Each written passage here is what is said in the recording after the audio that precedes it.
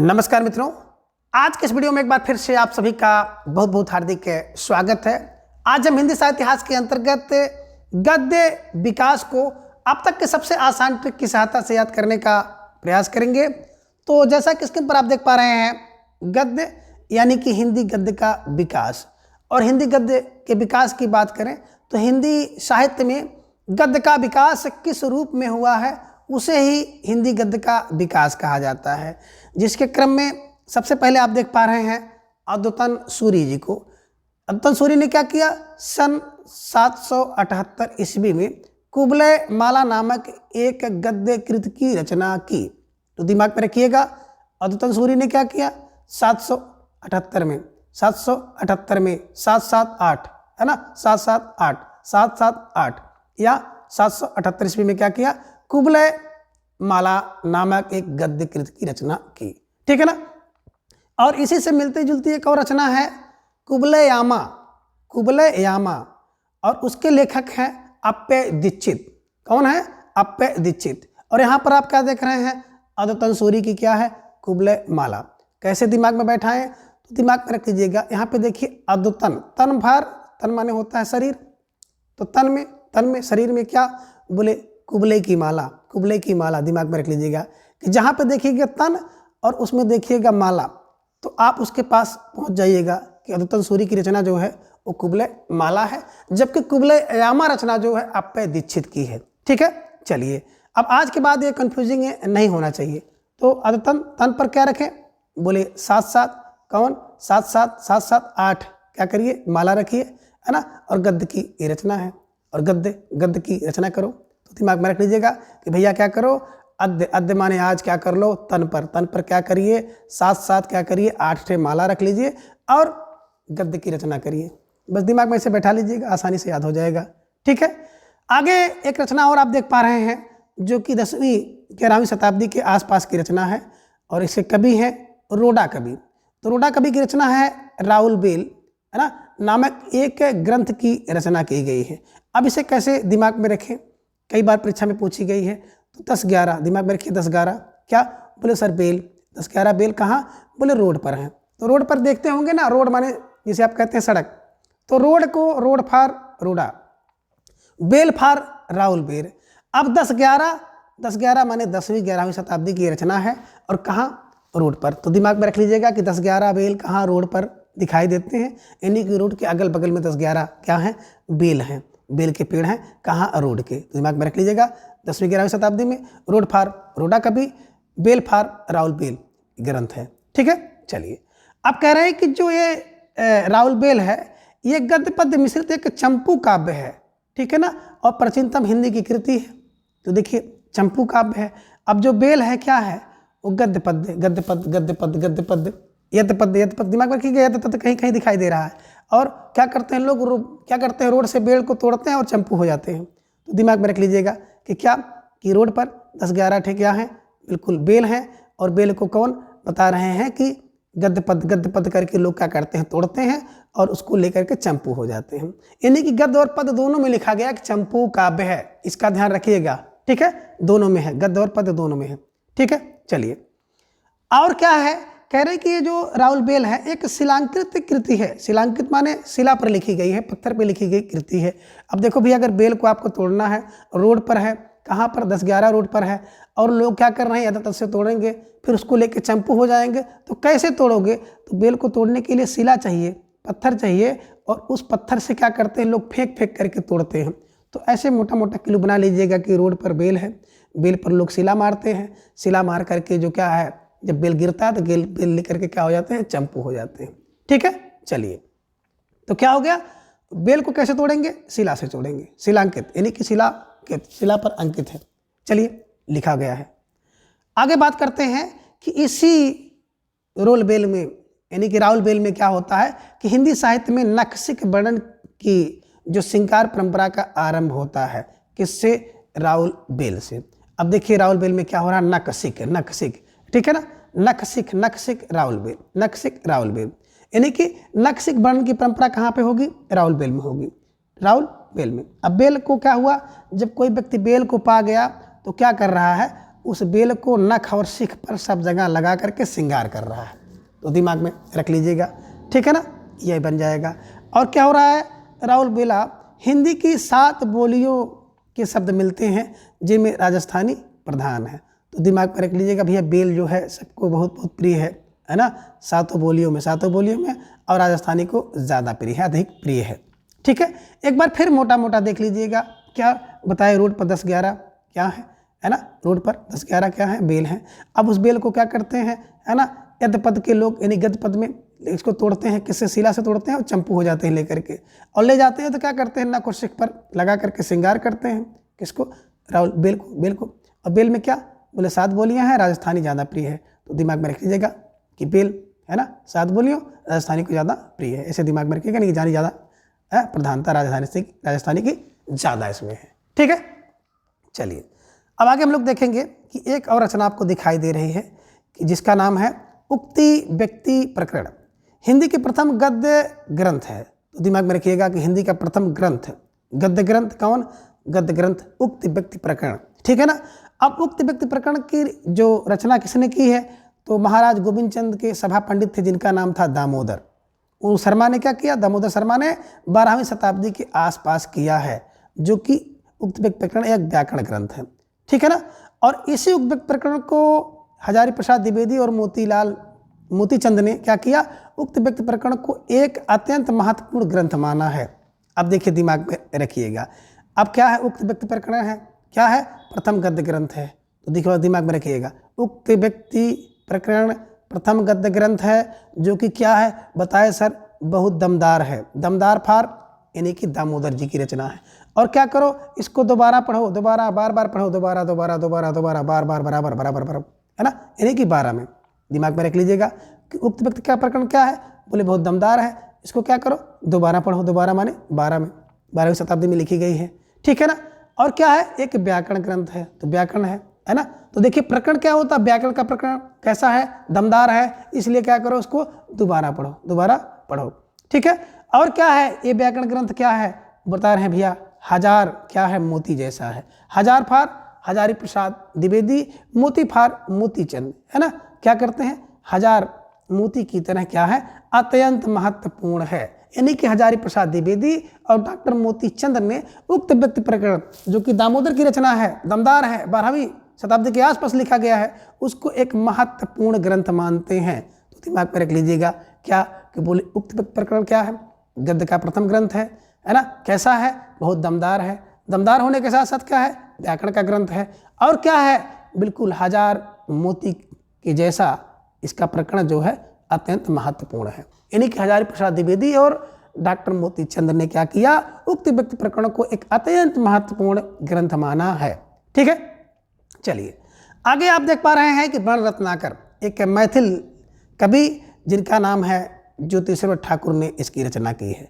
तो बण रत्नाकर ज्योतिश्वर ठाकुर, ठीक है ना, क्या है, बता रहे हैं कि ये मैथिली हिंदी में रचित गद्य की प्रथम रचना है, मैथिली। ठीक है ना।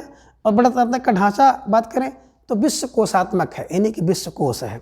अब देखिए क्या दिमाग में आया, बोले भैया बण, अगर बण को पढ़ना है तो बण को ज्योति में पढ़ो, बण फार बण रत्नाकर, ज्योति में ज्योति फार ज्योतिश्वर ठाकुर, में फार मैथिली कवि, यानी कि मैथिली भाषा में लिखी गई है। तो दिमाग में रख लीजिएगा कि बण को अगर पढ़ना है तो ज्योति में पढ़ो, ज्योति फार ज्योतिश्वर ठाकुर, में फार मैथिल कवि, यानी कि मैथिली भाषा में लिखा गया है। क्या है, ये विश्वकोश है। और देखिए बण से बण क्या है, एक शब्दकोश है। तो दिमाग में रख लीजिएगा, और शब्दकोश क्या होता है, विश्वकोश होता है। तो दिमाग में रख लीजिएगा कि बण क्या है, एक विश्वकोश है। तो दिमाग में रखिएगा कि भैया क्या करिए, बण को ज्योति में पढ़िए, ज्योति में तो ज्योति फार ज्योतिश्वर ठाकुर, में फार मैथिल में, बण फार बण रत्नाकर। तो बण को ज्योति में पढ़िए, और बण क्या होते हैं, विश्व कोश होते हैं, विश्व के कोश होते हैं। ऐसे दिमाग में रखेंगे, आसानी से बैठ जाएगा। ठीक है, चलिए आगे कह रहे हैं कि वस्तुतः हिंदी गद्य का जो क्रमबद्ध इतिहास है वह 19वीं शताब्दी से प्रारंभ होता है ना।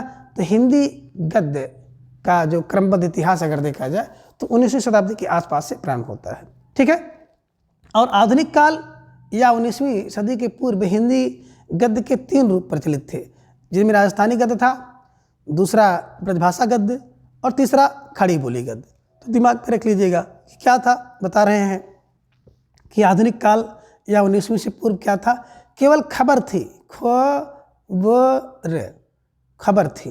क्या गद्य की क्या थी, गद्य की खबर मिलती थी।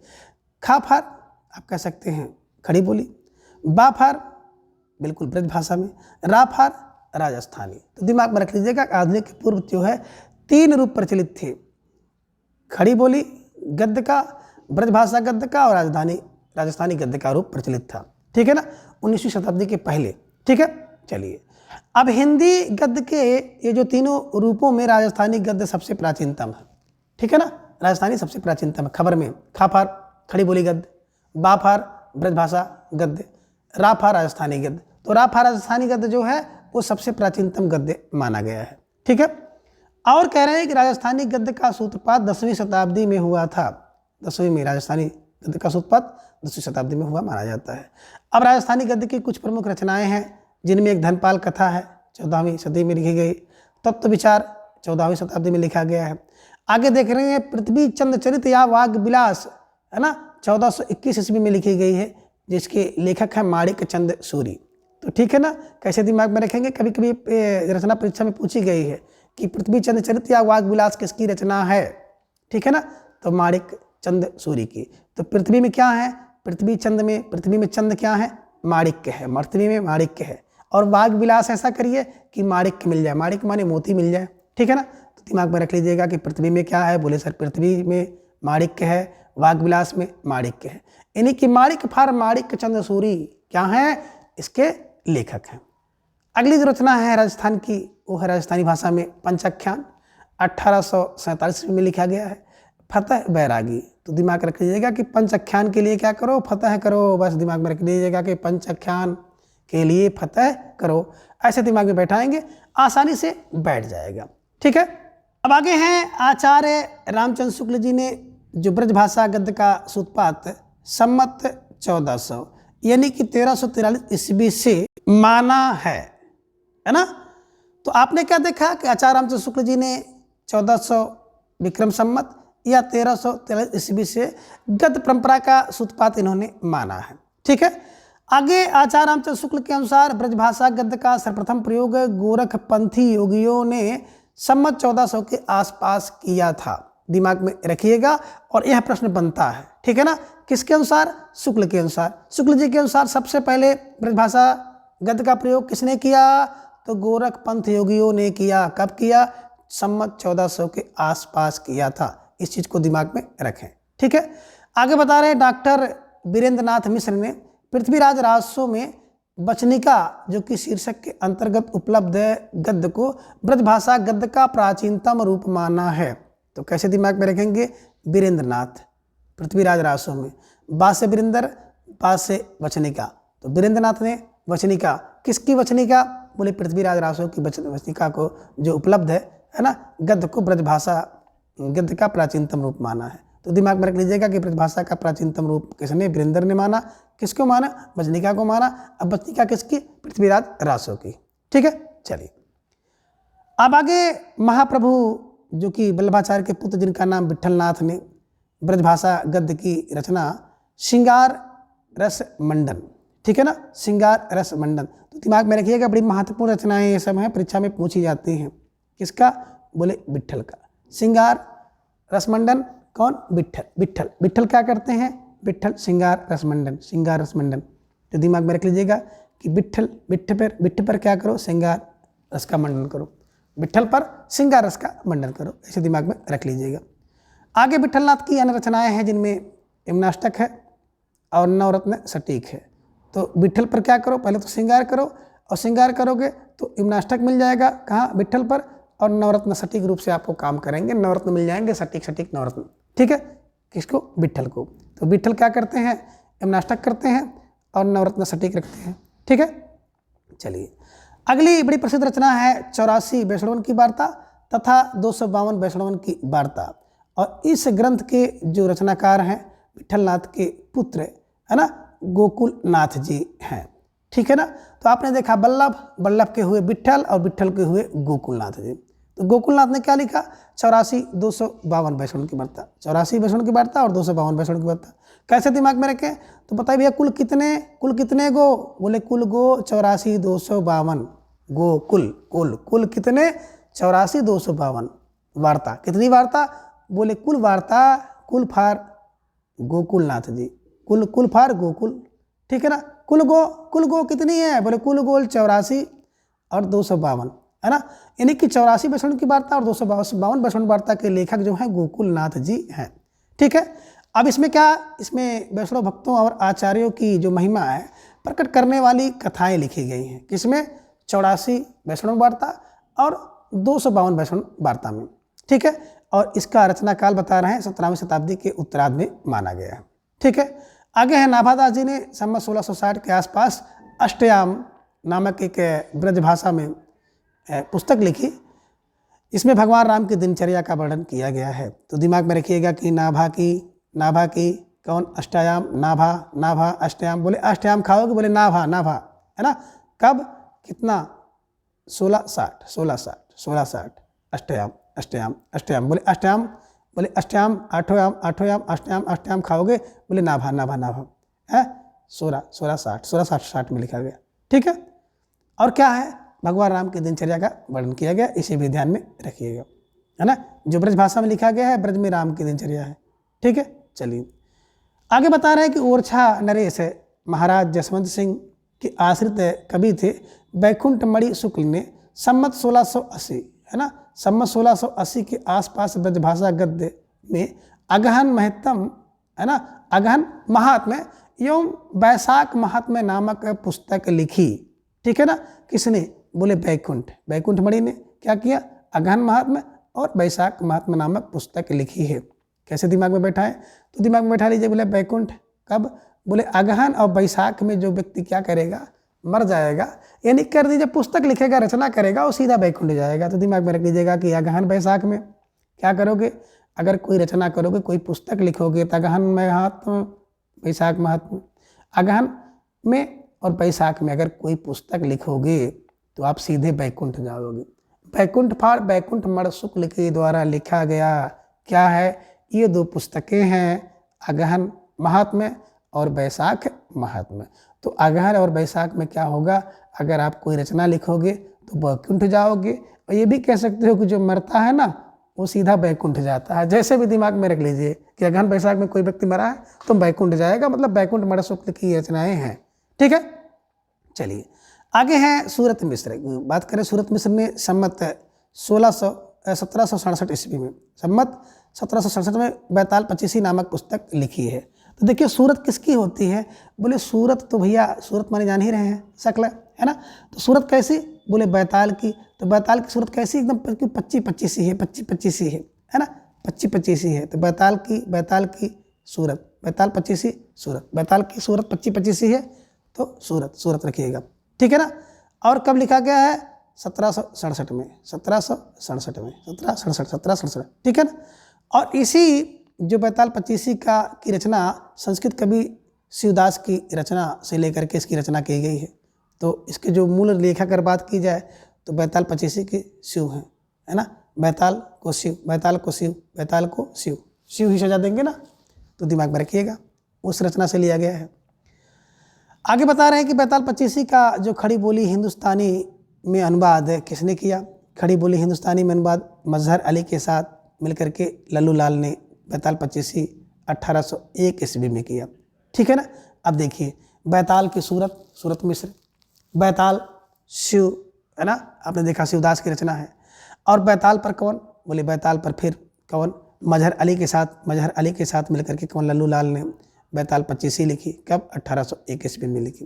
तो लल्लू भी एकदम बिल्कुल इनकी भी सूरत दिमाग में रखिएगा, है ना, बैताल जैसी है ना, मजहर के साथ मिलकर के लिखते हैं 1801 में, इसे भी ध्यान में रखना होगा, ठीक है।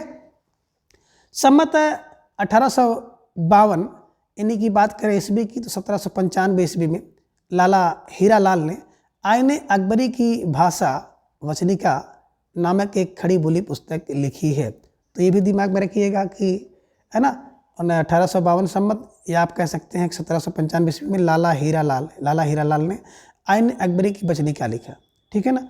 तो लाला, लाला ने क्या किया, आईने अकबरी की बचनिका लिखा है, इसे भी दिमाग में रखिएगा। आगे दनकौर के निवासी प्रियादास ने सन 1779 ईस्वी में सेवक चरित्र नामक ग्रंथ लिखा और ये राधा वल्लभी संप्रदाय से संबंधित हैं। तो देखिए ये रचना कई बार पूछी गई है, प्रियादास की सेवक चरित्र किसकी रचना है? तो सेवक चरित्र, सेवक कौन करेगा? बोले सेवक चरित्र वही है जो प्रिय होगा, जो प्रियदास है ना वो बिल्कुल चरित्र है, वो सेवक है। सेवक कौन होता है? सेवक और दास, प्रिय का दास सेवक होगा, प्रिय का दास सेवक होगा, और सेवक का चरित्र अच्छा होता है, ठीक है ना। 1779 ग्रंथ गद्य में लिखा और राधा वल्लभी संप्रदाय से संबंधित हैं, इसे भी दिमाग में रखिएगा। अब देखिए आगे हैं लल्लू लाल, और लल्लू लाल ने क्या किया कि राजनीति जो कि 1802 ईस्वी में तथा माधव विलास 1817 ईस्वी में, ये दो नाम से इन्होंने ब्रजभाषा गद्य पद्य मिश्रित ग्रंथ की रचना की। कैसे दिमाग में रखेंगे कि लल्लू लाल का क्या, एक तो हुआ राजनीति, दूसरा माधव विलास। तो ट्रिक बना लीजिएगा कि राजनीति में क्या, बोले राजनीति में माधव कौन, लल्लू है, बस दिमाग में रख लीजिएगा। राजनीति इनका एक ग्रंथ है और दूसरा ग्रंथ है माधव, किसका, लल्लू, लल्लू फा लल्लू लाल की दोनों रचनाएं हैं, ठीक है।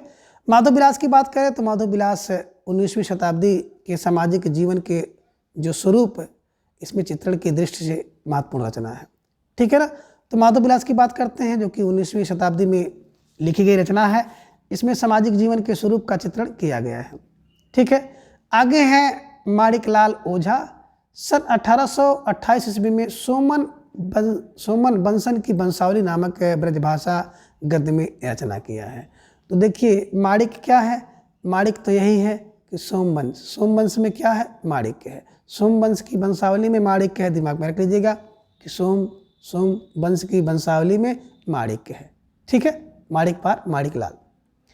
आगे बात करते हैं खड़ी बोली गद्य का प्रारंभिक रूप दक्षिणी साहित्य में मिलता है, और दक्षिण के साहित्यकारों ने अपनी भाषा को हिंदी, हिंदवी, दक्षिणी, दहलवी, ज़बान, हिंदुस्तान कई नामों से पुकारा है।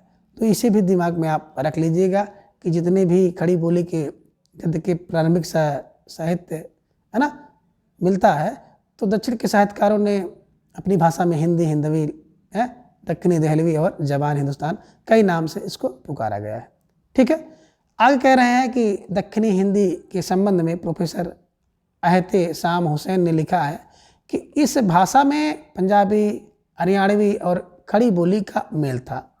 यह ब्रजभाषा के प्रभाव से भी बची नहीं थी, और सबसे बड़ी बात यह थी कि इसमें फारसी, अरबी के अनेक शब्द भी सम्मिलित हो गए थे।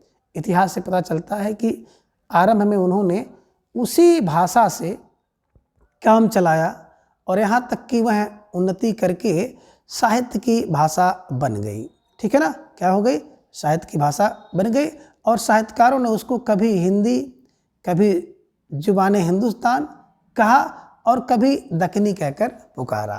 तो ये सब बातें भी दिमाग में रखने योग्य हैं, दिमाग में रख लीजिएगा, ठीक है। आगे दक्खनी हिंदी के प्रथम गद्य लेखक जिनका नाम है ख्वाजा बंदा निवाज गेदूसराज, जो कि 1318 ईस्वी से लेकर के 1422 ईस्वी माना जाता है। तो दिमाग में रख लीजिएगा कि दक्षिण हिंदी की प्रथम गद्य रचना है ख्वाजा बंदा निवाज गेदूसराज, ठीक है ना। अब ख्वाजा बंदा निवाज गेदूसराय की प्रसिद्ध रचना क्या है, वो मिराजुल आस्कीन, ठीक है ना। अब गेदूसराज क्या है, मिराजुल आस्कीन, गेदू मिराजुल लग दीजिएगा, ठीक है ना। अब गेसूद का है मिराजुल, मिलजुल करके, ठीक है ना, मिराजुल। अब इनकी अन्य विकृतियां हैं जिनमें शिकारनामा और तिलावतुल वजूद, हिदायतनामा, रिसाला सहवारा या 12 हमासा, ठीक है ना। तो दिमाग में रखिएगा ख्वाजा बंदा निवाज का क्या है, शिकारनामा, ख्वाजा बंदा निवाज का क्या है, तिलावतुल वजूद, हिदायतनामा ख्वाजा बंदा निवाज का है, कई बार पूछा गया है, दिमाग में रख लीजिएगा। बंदा क्या है, बंदा बड़ा हिमायतनामा वाला है। बंदा क्या है, बंदा बड़ा शिकारनामा है। बंदा क्या है, बोले वतुल वजूद वाला है। कौन? बंदा। बंदा फार बंदा निवास गेदुसराज, बंदा हिदायतनामा है, और बंदा रिसाला सह वारा या 12 मासा है। कौन? बोले बंदा, 12 मासा बंदा। ठीक है, आगे बता रहे हैं कि मिराजुल आस्कीन ने सूफी धर्म का उपदेश दिया है।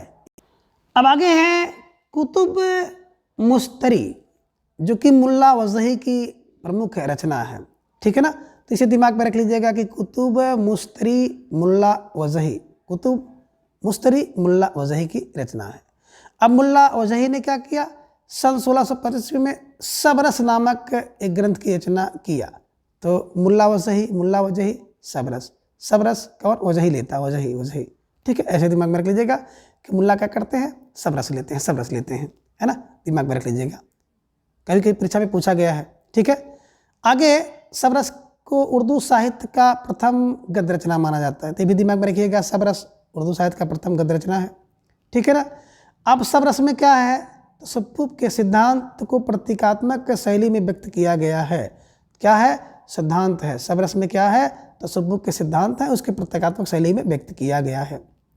आगे बता रहे हैं कि दक्षिणी हिंदी में कुलायाते कुली कुतुब शाह नामक एक बृहद काव्य की रचना मोहम्मद अली कुतुब शाह ने की है। तो देखिए, कुतुब शाह है ना, कुतुब शाह, और यहाँ पर भी कुतुब शाह को मिला दीजिएगा, आसानी से प्रश्न बन जाएगा। आगे हैं हुसैन अली खां, सन 1838 ईस्वी में इन्होंने क्या किया? चार दरवेश है ना, तो 4 दरवेश नामक इन्होंने क्या किया? फारसी से दक्षिणी में अनुवाद किया है। चार दरवेश। ठीक है, अब 4 दरवेश का जो अनुवाद हुसैन अली खां ने अपने पुत्रों के लिए किया था। आगे बड़ी महत्वपूर्ण बात है कि आचार्य रामचंद्र शुक्ल ने खड़ी बोली गद्य का प्रारंभ अकबर के समय कवि गंग द्वारा रचित चंद छंद वर्णन की महिमा से माना है। ठीक है ना, तो ये भी दिमाग में रखिएगा कि रामचंद्र शुक्ल ने क्या किया? खड़ी बोली गद्य का प्रारंभ अकबर के समय के दरबारी कवि गंग की चंद छंद वर्णन की महिमा, गंग चंद छंद वर्णन महिमा। ठीक है, वहाँ से किसने माना? रामचंद्र शुक्ल जी ने माना कि खड़ी बोली गद्य का विकास यही से हुआ है। ठीक है, आगे बता रहे हैं गुरुमुखी लिपि में खड़ी बोली गद्य का रचना जो है सोडी मेहरबान हरजी दयाल अनोमी आदि लेखकों ने किया है। तो देखिए, गुरुमुखी में लिपि बता रहे हैं कि सोडी मेहरबान है, हरजी है, दयाल अनोमी है, इन्होंने किया है। ठीक है, आगे सोडी मेहरबान की बात करें तो 1581 में जन्म हुआ, 1640 में इनकी मृत्यु हुई है। इन्होंने क्या किया है? सचखंड पोथी लिख करके गुरुवाणी की व्याख्या प्रस्तुत की है। सचखंड पोथी गुरुवाणी व्याख्या किसने? सोडी सच गुरुवाणी। ठीक है ना, सच गुरुवाणी। ठीक है, आगे है सोडी मेहरबान के पुत्र हरि जी ने 3 पुस्तकों की रचना की है, जिनमें पहला है सुस्मनी सह सन राम, जो कि इसको कहा जाता है, परमार्थ भी कहा जाता है। गोसठ मिहिर वानु है ना, गोसठ गुरु मिहिरवानु और पोथी हरजी, इनकी 3 प्रमुख पुस्तक है। दयालु अनेमी की बात करें तो 1675 और 1721 ईस्वी में इनका जन्म मृत्यु समय है। प्रमुख रचनाएं की बात करें तो अवगत उल्लास 1675 ईस्वी में, अष्टावक्र भाषा 1679 ईस्वी में, और गीता भाषा 1721 में। ये ग्रंथ इन्होंने लिखे हैं। ठीक है, आगे आप देख रहे हैं कि जॉर्ज गैरिसन ने R.W. फ्रेजर, नलिनी मोहन सन्याल प्रभृति विद्वान जो कि आधुनिक साहित्यिक खड़ी बोली का आविष्कार सर्वप्रथम गिलक्राइस्ट की अध्यक्षता में लल्लूलाल तथा सदल मिश्र द्वारा बताए जाते हैं। ठीक है ना, तो दिमाग में मोटी मोटी बात रखें कि खड़ी बोली के आविष्कार की बात सर्वप्रथम गिलक्राइस्ट की अध्यक्षता में लल्लूलाल तथा सदल मिश्र द्वारा किया जाता है, ये बताया गया है, इसे दिमाग में रख लीजिएगा। और आगे आप देख पा रहे हैं सन 1800 ईस्वी में मथुरा प्रसाद शुक्ल का एक ग्रंथ है पंचांग दर्शन, जो कि एक ज्योतिष ग्रंथ है। तो दिमाग में रखिएगा कि मथुरा में क्या? बोले मथुरा में पंचांग का दर्शन होता है और ज्योतिष ग्रंथ है। तो मथुरा पंचांग दर्शन ज्योतिष ग्रंथ, मथुरा पंचांग दर्शन ज्योतिष ग्रंथ, ऐसे दिमाग में रख लीजिएगा। ठीक है, अब आगे सन 1800 ईस्वी में मथुरा प्रसाद शर्मा ने पंचांग दर्शन नामक ज्योतिष ग्रंथ की रचना की। ठीक है ना, तो दिमाग में रख लीजिएगा कि 1800 में कौन, बोले मथुरा प्रसाद शुक्ल ने पंचांग दर्शन नामक ज्योतिष ग्रंथ लिखा। तो मथुरा में क्या है भैया, दर्शन करते हैं हम लोग, पंचांग दर्शन मथुरा का पंचांग दर्शन है ना, एक ज्योतिष ग्रंथ दिमाग में रख लीजिएगा। तो दिमाग में आ गया कि मथुरा प्रसाद शुक्ल का पंचांग दर्शन ज्योतिष ग्रंथ। ठीक है, आगे सम्मत 1818 में यानी कि बात करें 1761 ईस्वी में दौलत राम ने हर्षिणाचार्य द्वारा कृत जैन पुराण का भाषा अनुवाद किया। तो ठीक है ना, तो जैन पद्म पुराण का अनुवाद किया है, किसने किया है ना, दौलत राम ने किया है। किसकी कृति है, हर्षिणाचार्य की कृति है। आगे है सम्मत 1818 है ना, और ईस्वी की बात करें तो 1761 ईस्वी में पंडित दौलत राम ने हर्षिणाचार्य की कृति जैन पद्म पुराण का भाषा अनुवाद किया है। तो इसे भी दिमाग में रख लीजिएगा कि सम्मत 1818 ईस्वी यानी कि बात करें ईस्वी की तो 1761 ईस्वी में दौलत राम ने क्या किया, जैन पद्म पुराण का अनुवाद किया, जो कि हर्षिणाचार्य की पुस्तक थी। तो दिमाग में रख लीजिएगा जैन पद्म पुराण का अनुवाद किसने किया, दौलत राम ने। मूल पुस्तक किसकी है, हर्षिणाचार्य की है। आचार्य राम शुक्ल ने विक्रम संवत 1798 यानी कि सन की बात करें तो सन 1741 ईस्वी में रचित एक पुस्तक है। इस पुस्तक का नाम है भाषा योग वशिष्ठ। तो भाषा योग वशिष्ठ को आचार्य रामचंद्र शुक्ल जी ने परिमार्जित गद्य की प्रथम पुस्तक माना है, और इसके जो लेखक हैं राम प्रसाद निरंजनी को प्रथम प्रवण गद्य लेखक स्वीकार किया है। तो ये भी दिमाग में रख लीजिएगा कि आचार्य राम शुक्ल जी के अनुसार 1741 ईस्वी में लिखित कौन, भाषा योग वशिष्ठ किसकी पुस्तक है, राम प्रसाद निरंजनी जी की है। प्रथम प्रवण क्या है, लेखक हैं, और ये रचना जो है प्रथम परिमार्जित गद्य रचना है, पुस्तक है।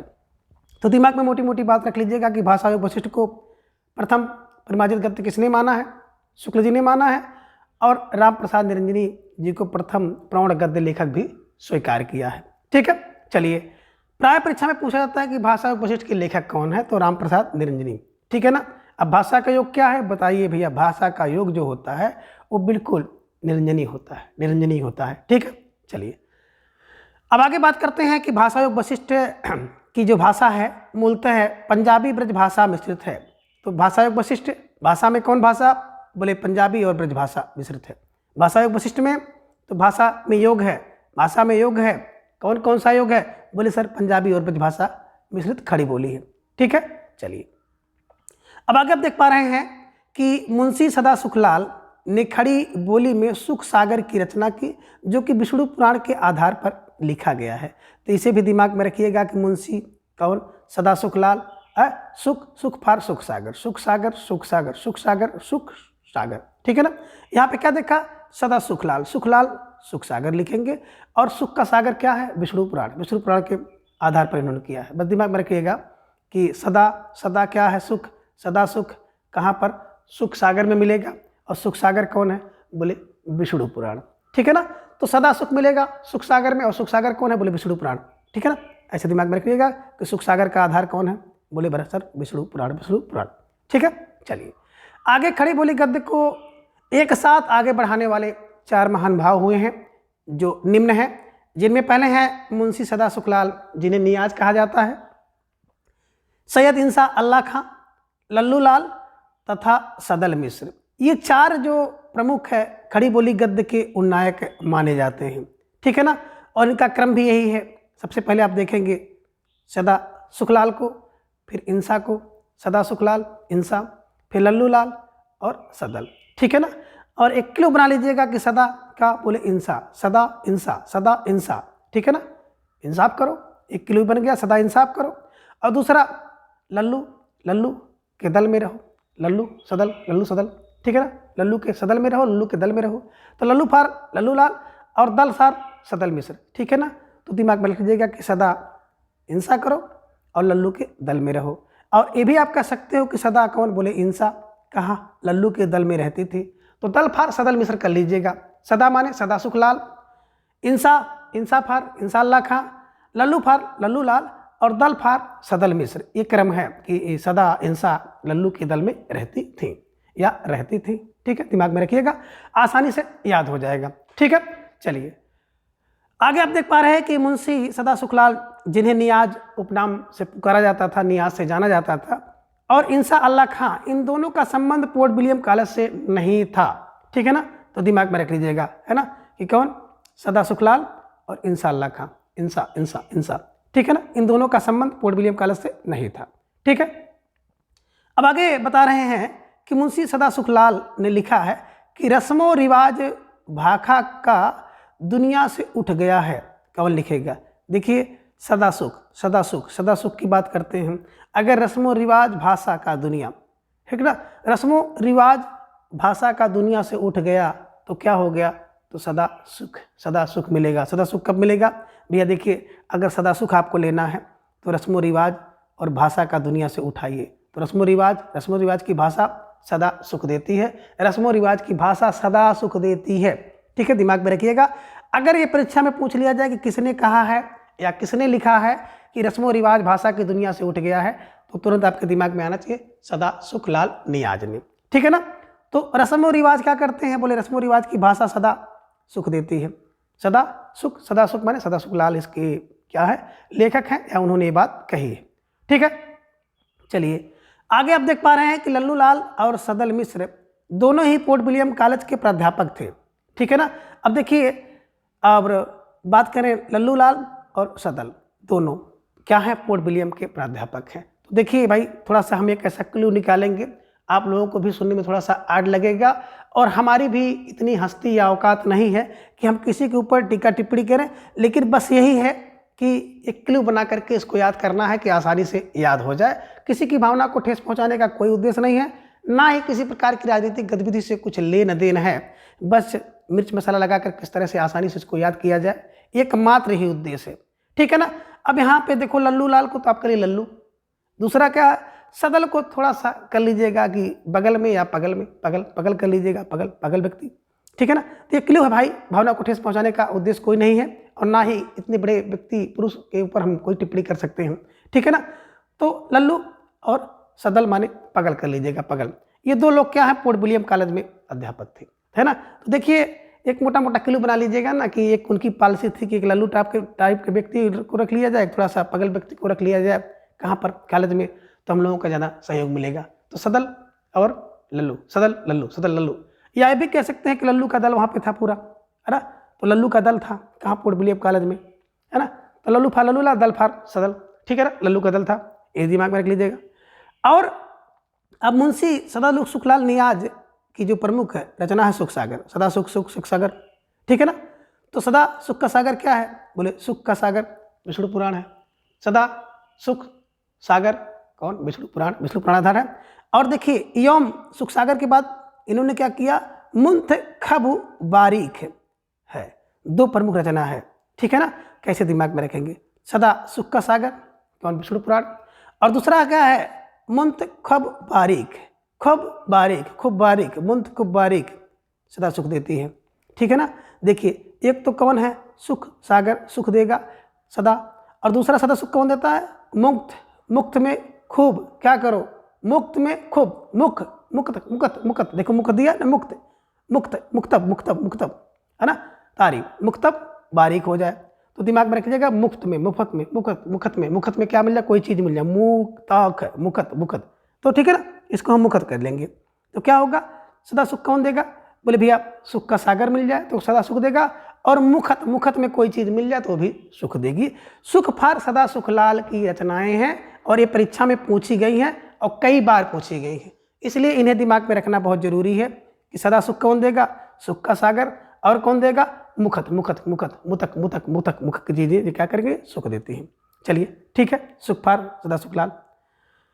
आगे बात करते हैं इंसा अल्लाह खां, इनकी रानी केत की कहानी। तो देखिए इंसा को हम लोग थोड़ा सा ना इसमें लेते हैं कि कोई लड़की है, कोई कन्या है, उसका नाम इंसा है। तो इंसा रानी रानी केत की कहानी, इंसा रानी केत की कहानी लिखती हैं। कब लिखी गई है, तो आप कह सकते हैं सन 1798 1803।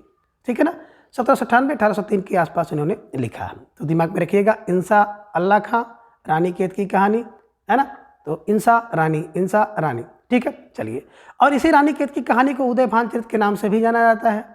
तो इंसा रानी का उदय, तो इंसा फार इंसा अल्लाह खां, रानी फार रानी कैद की, उदय फार उदय भान चरित के नाम से जाना जाता है।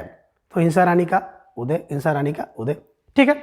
चलिए, आगे एक विशेष बात और आप देखेंगे कि रानी केतकी की कहानी को, है ना, कहानी से सर्वप्रथम खड़ी बोली गद्य साहित्य में लौकिक श्रृंगार में प्रेमाख्यानक परंपरा का सूत्रपात हुआ माना जाता है या हुआ है। तो ठीक है ना, आपने क्या देखा, रानी केतकी की कहानी सर्वप्रथम खड़ी बोली गद्य साहित्य में लौकिक श्रृंगार में प्रेमाख्यानक का परंपरा का सूत्रपात हुआ है, ठीक है ना।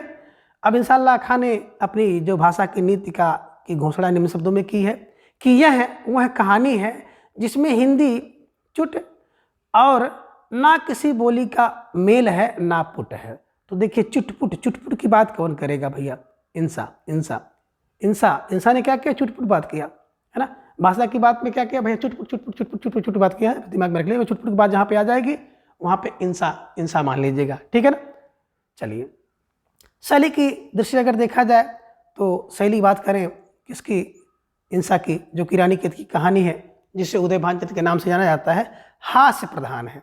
तो ठीक है ना, तो रानी केत की कहानी कैसी है, इसकी शैली देखी जाए तो हास्य प्रधान है, ठीक है। चलिए, अब इंशाअल्लाह खां की जो भाषा है चटकीली, मटकीली, अलंकृत, किस्सा गोई, मुहावरेदार और चलती है। तो दिमाग में रख लीजिएगा कि इंसा है ना, और इंसा क्या होती है, कोई लड़की है, और लड़की की भाषा जानते हैं कि चटकीली है, लड़कियां की भाषा चटकीली होती है, मटकीली होती है, अलंकृत होती है, किस्सा गोई होती है, मुहावरेदार होती है और चलती भाषा होती है।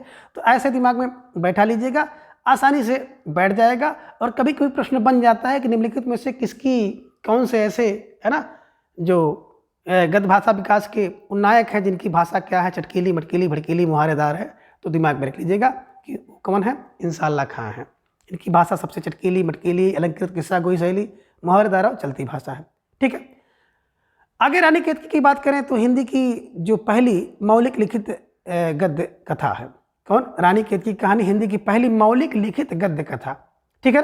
ये भी दिमाग में रखिएगा कि हिंदी की पहली मौलिक लिखित गद्य कथा है। देखिए, इंसा ने क्या किया, यानी कि इंशाअल्लाह खान ने अपनी भाषा को 3 प्रकार के शब्दों से मुक्त रखने की प्रतिज्ञा की है कि ये 3 प्रकार के शब्द जो है हमारी भाषा में नहीं रहेंगे, इनसे हमारी भाषा मुक्त रहेगी, ठीक है ना। कौन कौन है, तो पहला बता रहे हैं कि बाहर की बोली अर्थात अरबी, फारसी, तुर्की भाषा इनकी जो भाषा में नहीं रहेगा, ठीक है ना। तो अरबी, फारसी, तुर्की भाषा नहीं प्रयोग करेंगी। गंवारी अर्थात आप कह सकते हैं ब्रज भाषा और अवधी भाषा इत्यादि का भी प्रयोग नहीं करेंगी। और तीसरा भाखापन अर्थात संस्कृत शब्दों का मेल भी नहीं करेंगे। तो 3 से मुक्ति इन्होंने चाही है, प्रतिज्ञा की है।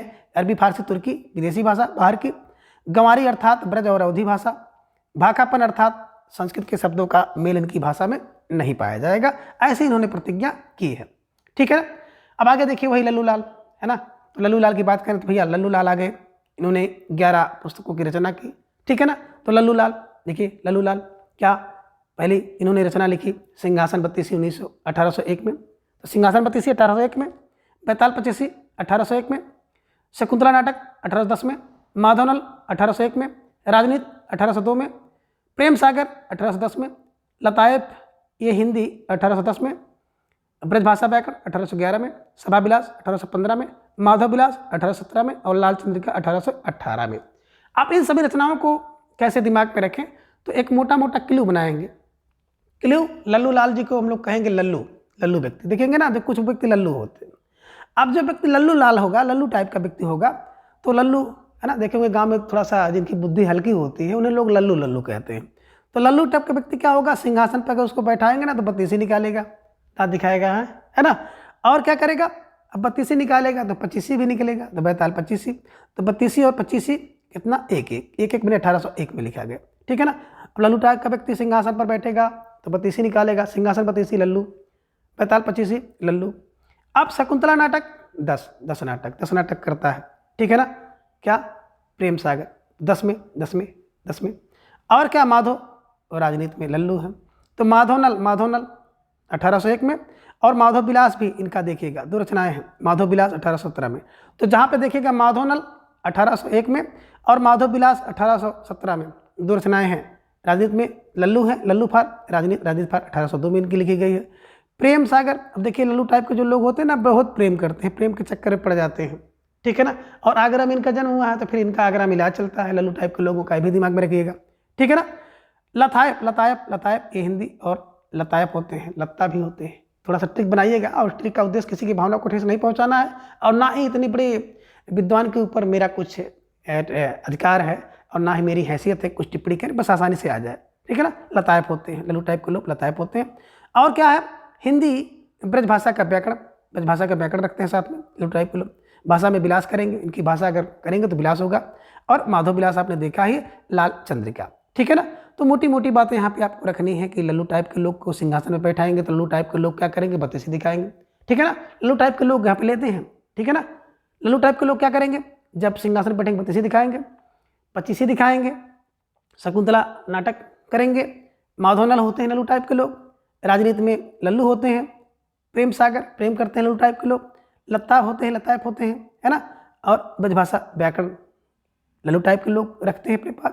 सभा में विलास करेगा लल्लू टाइप का लोग, माधव विलास करेगा लल्लू टाइप का लोग, और लाल चंद्रिका, लल्लू फार, लल्लू लाल, लाल चंद्रिका, लल्लू लाल, लाल चंद्रिका, इसे भी दिमाग में रख लीजिएगा, आसानी से याद हो जाएगा। और कभी कभी परीक्षा में पूछा जाता है खासतौर से लल्लू लाल, प्रेम सागर और लाल चंद्रिका लल्लू लाल की, ठीक है ना। तो दिमाग में रख लीजिएगा, आसानी से याद हो जाएगा। आगे बता रहे हैं कि लल्लू लाल का जो ब्रजभाषा व्याकरण ही इनकी मौलिक रचना है, इनकी शेष सभी रचनाएं अनुदित हैं, ठीक है। लल्लू लाल कृत राजनीति, माधव विलास और लाल चंद्रिका ब्रजभाषा गद्य में है, शेष रचनाएं खड़ी बोली में, इसे भी दिमाग में रख लीजिएगा। क्या कि राजनीति में माधव, है ना, राजनीति में माधव, लाल चंद्रिका, है ना, क्या है, राजनीति में माधव लाल चंद्रिका, है ना, लाल चंद्रिका लाते हैं, है ना। तो राजनीति में लल्लू लाल क्या करते हैं कि माधव, है ना, राजनीति में लल्लू लाल क्या करते हैं, माधव को लाल चंद्रिका देते हैं, ठीक है ना। अब राजनीति यही है कि लल्लू लाल क्या करते हैं, माधव को लाल चंद्रिका दे देते हैं, ठीक है ना। राजनीति फा राजनीति की रचना लल्लू लाल की, माधव विलास और लाल चंद्रिका, ठीक है। चलिए अब आगे देखेंगे लल्लू लाल ने क्या किया, सन 1802 ईस्वी में राजनीति के नाम से हितोपदेश की कहानियों, ठीक है ना, राजनीति नाम से का ब्रजभाषा में अनुवाद किया। तो ये भी बातें आप दिमाग में रखिएगा कि ब्रजभाषा में, है ना, किसका हितोपदेश की कहानियों को राजनीति के नाम से इन्होंने क्या किया, अनुवाद किया है ब्रजभाषा में, ठीक है ना। और लल्लू लाल की कुछ रचनाएं और अन्य लेखकों की रचना का आधार लेकर के लिखी गई हैं। कौन कौन सी रचना है, प्रेम सागर, लल्लू लाल, लल्लू प्रेम करता है और लल्लू टाइप के लोग प्रेम करते हैं, है ना। तो नागरी दशम, इसी का नाम नागरी दशम भी है, दिमाग में रखिएगा, जो कि चतुर्भुज मिश्र के भागवत पुराण के 10वें स्कंद का ब्रजभाषा में अनुवाद, है ना, खड़ी बोली में किया गया है। तो दिमाग में रख लीजिएगा कि प्रेम, प्रेम का सागर वही भागवत पुराण 10वां स्कंद, लल्लू टाइप के लोग, ठीक है ना। चलिए आगे है, बात करते हैं। देखिए सुख का सागर सदा सुख देता है, और प्रेम लल्लू, लल्लू लल्लू टाइप के लोग प्रेम करेंगे तो प्रेम का सागर, ठीक है, ये दिमाग में रखिएगा, ठीक है ना। सुख सागर और प्रेम सागर 2 रचनाएं हैं, ठीक है ना। सदा सुख, सुख सागर, लल्लू लाल, प्रेम सागर, लल्लू टाइप के लोग प्रेम सागर, ठीक है। चलिए आगे है लाल चंद्रिका, है ना, बिहारी सस्सई की टीका इन्होंने लिखी है। तो दिमाग में रखिएगा लल्लू लाल, लाल चंद्रिका, लल्लू लाल, लाल चंद्रिका, ठीक है ना। अब लल्लू लाल, लल्लू टाइप के लोग सिंहासन पर बैठेंगे तो बत्तीसी दिखाएंगे, जो कि काजी अली की सहायता से सुंदरदास के जो ब्रजभाषा अनुवाद का हिंदुस्तानी रूपांतरण है ना। तो सिंहासन बत्तीसी, लल्लू टाइप के लोग सिंहासन में बैठा होगा तो बत्तीसी दिखाएंगे, ठीक है ना। बैताल 25, अब लल्लू टाइप के लोग बैताल 25 दिखाते हैं, जो कि शिवदास रचित संस्कृत की रचना है, और सूरत मिश्र की ब्रजभाषा का मजहर अली के साथ लिखित रूपांतर किया गया है। तो दिमाग में इसे भी रखिए, है ना। अब लल्लू टाइप के लोग क्या होते हैं, बिल्कुल लतायप, लतायप होते हैं, लता होते हैं, लतायप होते हैं, ठीक है ना। इन्हीं खड़ी बोली ब्रज और हिंदुस्तानी की 100 लोक कथाओं का संग्रह में किया गया है। माधव विलास, तो लल्लू लाल, माधव विलास, राजेंद्र माधव है, माधव पर ब्रजभाषा में लिखा गया चंपू काव्य है, ठीक है ना, माधव विलास। और भाषा देखिए, भाषा कायदा, भाषा कायदा, भाषा कायदा, ठीक है ना, कौन, लल्लू लाल। अब लल्लू लाल, लल्लू जैसे व्यक्ति होते हैं ना, उनके भाषा का कायदा क्या है कुछ पता नहीं है, तो भाषा कायदा लल्लूलाल, लल्लूलाल, ठीक है ना। और ब्रजभाषा व्याकरण है। तो कई बार ये पूछा गया है भाषा कायदा, ध्यान में रखिएगा कि भाषा कायदा किसका लेखक है, किसकी रचना है। तो भाषा कायदा के लेखक है लल्लूलाल। किसकी रचना है? लल्लूलाल की रचना है। लाल चंद्रिका की टीका, लाल चंद्रिका टीका किस पर, बिहारी सत्सई पर किसने की है? तो लल्लूलाल ने। प्रेम सागर, लल्लूलाल ने। तो ये बड़ी महत्वपूर्ण, माधव विलास भी लल्लूलाल ने लिखा है। ये रचनाएं बड़ी महत्वपूर्ण हैं, इनको बैठाना, दिमाग में रखना बहुत जरूरी है, अनिवार्य है, ठीक है ना। तो लल्लू, प्रेम सागर, लल्लू टाइप के लोग प्रेम सागर करेंगे। लाल चंद्रिका, लल्लूलाल। लल्लूलाल टाइप के लोग को सिंहासन बैठाओगे बतीसी दिखाएंगे, उसे क्या करेंगे? बैताल पचीसी दिखाएंगे। लतायफ होते हैं, माधव विलास करते हैं लल्लूलाल, और भाषा कायदा आदि लल्लूलाल, ठीक है। अब एक चीज़ और देखिए, बड़ी महत्वपूर्ण चीज़ है, परीक्षा में पूछी गई है। लल्लूलाल जी को क्या बोले? लल्लूलाल जी को उर्दू का यामनी भाषा कहते हैं, ठीक है ना। तो लल्लूलाल क्या करते हैं? उर्दू को यामनी भाषा कहते हैं। ये दिमाग में रखिएगा, लल्लूलाल जी क्या करते हैं? उर्दू को यामनी भाषा कहते हैं, ठीक है ना। उर्दू को यामनी कौन? बोले लल्लूलाल, लल्लूलाल, ठीक है ना। और इन्होंने प्रेम सागर की रचना करते समय यामनी भाषा को छोड़ने की बात कही है, ठीक है ना। इसे भी दिमाग में रखिएगा। आगे एक बात देख रहे हैं कि आचार्य रामचंद्र शुक्ल ने लिखा है कि लल्लूलाल की भाषा जो है किशोरोपासक व्यासों की सी बदरंजित खड़ी बोली है, ठीक है ना। तो देखिए ये बात आ सकती है कि लल्लूलाल की भाषा किशोरोपासक व्यासों की सी बदरंजित खड़ी बोली है। किसने कहा है? तो आचार्य रामचंद्र शुक्ल जी ने कहा है कि लल्लूलाल की जो भाषा है वो किशोरोपासक व्यासों की सी बदरंजित खड़ी बोली है, ठीक है। चलिए अब देखिए, फिर आचार्य शुक्ल जी ने स्पष्ट किया है और कहा है कि सारांश है कि लल्लूलाल का जो काव्य भाषा गद्य भक्तों की कथा वार्ता के काम का ही अधिकतर है, ना कि नित्य व्यवहार के अनुकूल है, ना संबंध विचारधारा के योग्य है। तो मोटी मोटी बात रखिएगा कि ये सब बातें लल्लूलाल के विषय में कौन कह सकता है? तो बिल्कुल रामचंद्र शुक्ल जी ने ये बातें कही है, ठीक है ना, कि व्यवहार के अनुकूल ना हो करके ना संबंध के विचार के योग्य है, ठीक है ना। तो दिमाग में ऐसे मोटी मोटी बात रखिएगा, अगर प्रश्न बन गया तो आप उसको ठीक करने का प्रयास करिएगा, ठीक है। आगे देख पा रहे हैं कि लल्लूलाल ने आगरा में एक प्रेस खोला था जिसका नाम था संस्कृत प्रेस। तो दिमाग में रखिएगा कि लल्लूलाल प्रेस, आगरा, संस्कृत प्रेस, ठीक है ना। लल्लूलाल ने क्या किया? लताई पे हिंदी का बबुआन ई रेखता कहा, है ना। तो लताई पे हिंदी को बबुआन ई रेखता कहा। अब आगे देख पा रहे हैं कि सदल मिश्र जो कि बिहार आरा जिला के निवासी हैं। तो सदल जी की बात करें तो यही सदल जी हैं जो कि पोर्ट विलियम कॉलेज में क्या है? बिल्कुल प्राध्यापक के रूप में है, ठीक है ना। और दूसरे कौन? लल्लूलाल हैं। तो लल्लू सदल, लल्लू सदल, सदल।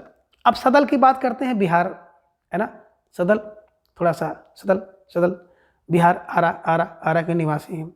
अब सदल की रचनाएं कौन है? तो पहली रचना है चंद्रावली, या जिसे आप कहते हैं नासिक केतुपाख्यान 1803 में, रामचरित 1806 ईस्वी में, हिंदी पार्सियन वाक्य उरली 1809 में।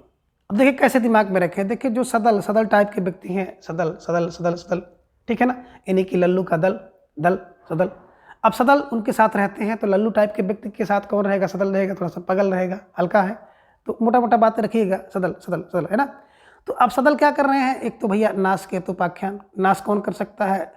जो सदल होगा, थोड़ा सा पागल टाइप का व्यक्ति होगा, वही क्या कर सकता है? नाश कर सकता है। तो सदल को जैसे आप दिमाग में आए, सदल का थोड़ा सा क्लू बनाइएगा कि पागल पागल पागल टाइप का व्यक्ति क्या कर सकता है? बोले सर वो तो नाश कर सकता है, नाश का तो उपाख्यान कर सकता है, ठीक है ना। अब क्या है? राम का चरित्र, राम का चरित्र, बिल्कुल राम का चरित्र सदल, है ना, 1806 हिंदी पार्सियन वोकैबुलरी 9। अब देखिए क्या मोटी मोटी बात निकल के आई कि सदल नाश के तो उपाख्यान कब? 1803 में।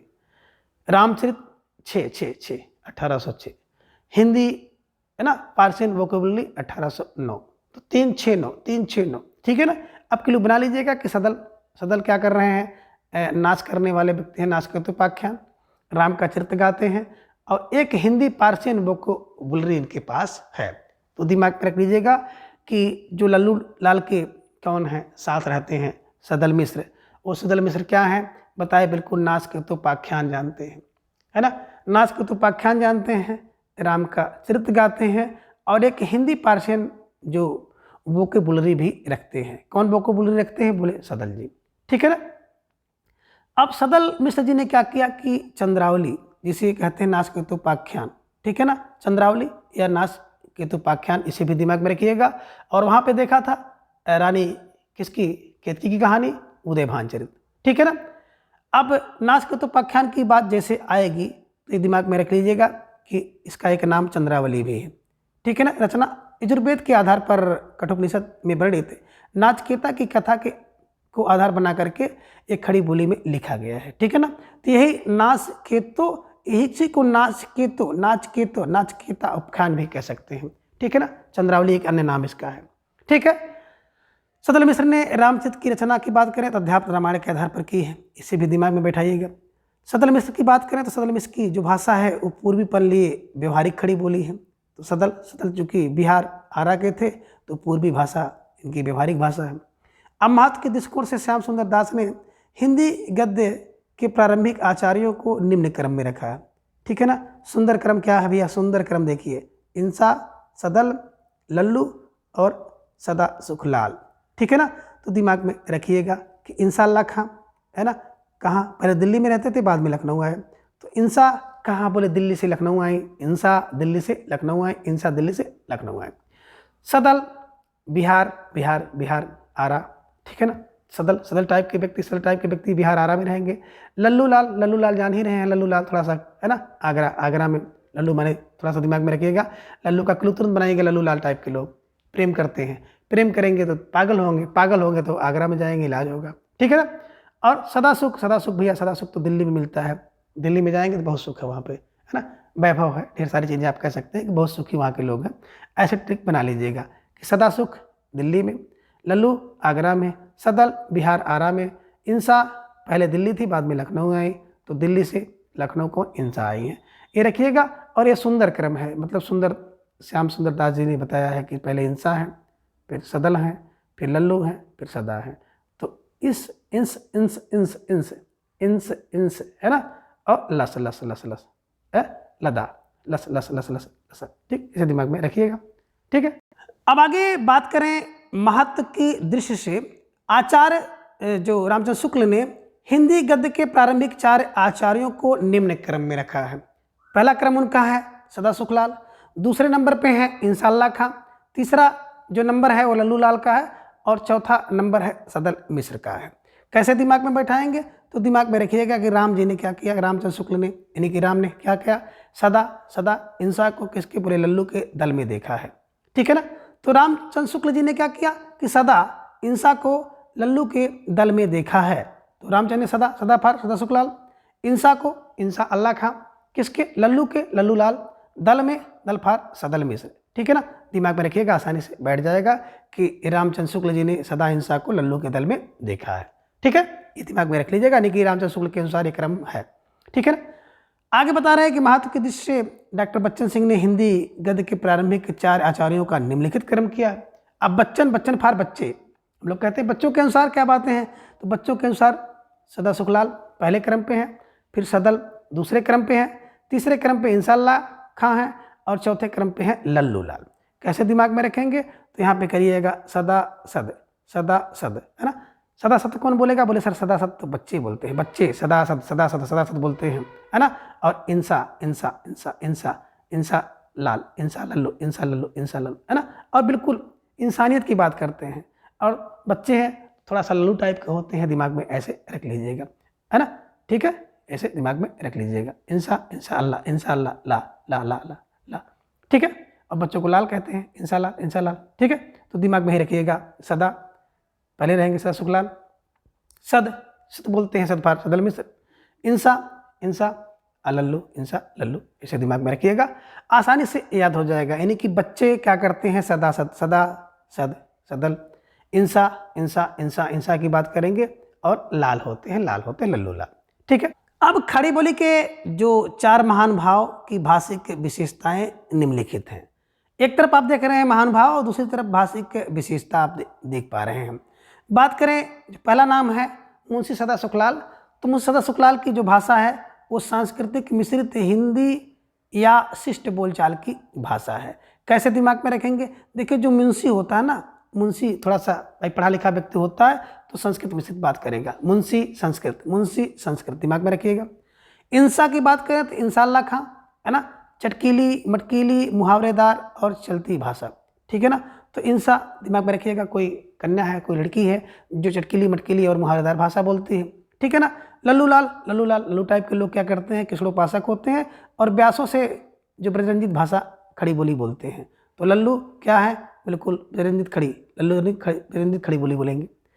सदल मिश्र, अब देखिए सदल सदल सदल पूर्वी बिहार के हैं ना, तो पूर्वी लिए हुए व्यवहारिक खड़ी बोली बोलेंगे। तो सदल मिश्र बिहार आरा से हैं, तो पूर्वी लिए हुए व्यवहारिक खड़ी बोली बोलेंगे, ठीक है ना। अब एक मोटी बात थोड़ा सा यहाँ पे और देख लीजिएगा कि पोर्ट विलियम कॉलेज की जो स्थापना होती है सन 1800 ईस्वी में होती है और मार्क्वेस बेलीजली ने किया था। तो दिमाग में रखिएगा कि पोर्ट विलियम कॉलेज की स्थापना कौन किया था, 1800 में हुई, मार्क्वेस बेलीजली।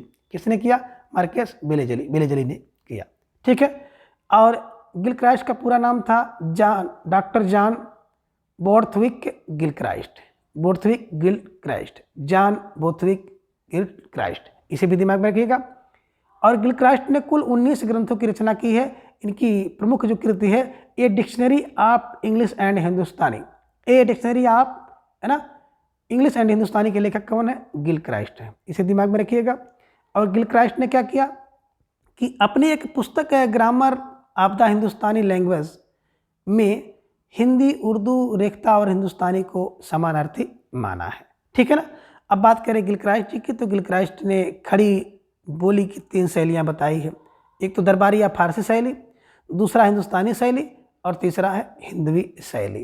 तो इसे भी दिमाग में रखिएगा, है ना, कि दरबारी या फारसी शैली, हिंदुस्तानी शैली और हिंदवी शैली किसने बताया, गिलक्राइस्ट ने बताया। आगे बात करते हैं कि हिंदुस्तानी शैली, है ना, गिलक्राइस्ट को सर्वाधिक प्रिय थी और way the grand popular speech of Hindustan कहते थे। The grand popular speech of Hindustan, किसको, हिंदुस्तानी शैली को, ठीक है ना, इसे दिमाग में रखिएगा। अब आगे आप देख पा रहे हैं कि कलकत्ता की बात करते हैं हम लोग, है ना। यहाँ पे कलकत्ता स्कूल बुक सोसाइटी की स्थापना सन 1817 ईस्वी में हुई, ठीक है ना, 1718, ठीक है ना। आगरा स्कूल बुक सोसाइटी की स्थापना 1833 में हुई, ठीक है ना। तो 17 पे खतरा, है ना, यानी कलकत्ता में हुआ स्कूल बुक सोसाइटी। 33 आगरा में, 1833 में हुआ, ठीक है। अब आगे आप देख पा रहे हैं कि विलियम केरे ने, कौन, विलियम केरे ने बाइबल का हिंदी में अनुवाद किया। कब किया, 1809 में किया और नए धर्म नियम शीर्षक से किया है। तो कभी कभी प्रश्न यहाँ से बनता है कि बाइबल का हिंदी में अनुवाद किसने किया है, तो दिमाग में इसे भी रख लीजिएगा कि बाइबल का हिंदी में अनुवाद बास फॉर बाइबल बा फॉर विलियम केरे क्या किया, 1809 में, नो, है ना, नए धर्म नियम शीर्षक से किया है। आगे आप देख रहे हैं सन 1809 ईस्वी में हेनरी मार्टिन ने बाइबल का हिंदी और उर्दू दोनों में अनुवाद किया। किसने, हेनरी मार्टिन ने क्या किया, बाइबल का हिंदी और उर्दू दोनों भाषाओं में अनुवाद किया। तो विलियम केरे ने क्या किया था, विलियम केरे ने तो केवल हिंदी में किया अनुवाद, नए धर्म नियम शीर्षक से किया। और उसी 1809 में ही हेनरी मार्टिन ने बाइबल का हिंदी और उर्दू दोनों भाषाओं में अनुवाद किया। अन्य महत्वपूर्ण रचनाकार एवं रचनाएं जो कि निम्नलिखित है। तो एक तरफ आप रचनाकार और दूसरी तरफ उनकी रचनाएं आप देख पा रहे हैं, जिनमें पहले रचनाकार हैं J.T. आमसन और इनकी रचना है दाऊद के गीत, जिसे इन्होंने 1836 ईस्वी में लिखा है। तो कैसे दिमाग में रखें, देखिए J.T. की बात करते हैं तो यहाँ पे आमसन को आमजन क्या करते हैं, दाऊद के गीत करते हैं। दाऊद के गीत कौन गाता है, बोले आमजन, ठीक है ना। तो दाऊद को आप जान ही रहे हैं बस, तो आमजन क्या कर रहे हैं, दाऊद के गीत गा रहे हैं। 22 दफा परीक्षा में प्रश्न पूछा गया तो प्रश्न आपका गलत ना हो, ठीक है। दूसरे रचनाकार हैं जॉन म्योर और बात करें इनकी रचना की तो इसरो सक्त शास्त्रधारा 1840 ईस्वी में, दूसरा है संत मत निरूपण 1848 ईस्वी में। तो कैसे दिमाग में रखें, देखिए अगर जान से क्या करते हैं, है ना, ईश्वर शाक्त या धारा को जान रहे हैं या संत मत का निरूपण करे हैं, तो श्योर है क्या होगा, आपका कल्याण होगा। तो आप दिमाग में रख लीजिएगा क्या कि श्योर है, म्योर को कर लीजिए श्योर। क्या श्योर है, ईश्वरो सक्त शास्त्र की धारा श्योर है ना। अगर किसी व्यक्ति के पास क्या है, ईश्वर के शास्त्र है, ईश्वर की धारा है, तो श्योर है क्या, उसका कल्याण होगा। दूसरा है संत मत का निरूपण करो। कैसे करो, बोले श्योर करो। श्योर मान निश्चित रूप से संत मत का निरूपण करो। तो श्योर जोड़ लीजिएगा कि क्या करते हैं, ईश्वरो शक्त शास्त्रधारा सेवन करो, और दूसरा क्या है, संत मत के निरूपण का को भी सेवन करो। ठीक है। अगले रचनाकार हैं जे ए शर्मन। अब जे ए शर्मन की बात करें तो the proper names in the old and new testament rendered into Urdu and Hindi. ठीक है ना। कब लिखा? 1850 ईस्वी में लिखा। दूसरा है फूलों का सर, इसको भी 1850 में लिखा गया है। पाल का चरित्र 1852 में, और वेदांत विचार 1853 में। आप इन सब चीज़ों को कैसे दिमाग में बैठाएं, तो यहाँ पे कर लीजिएगा शर्मन। ठीक है ना।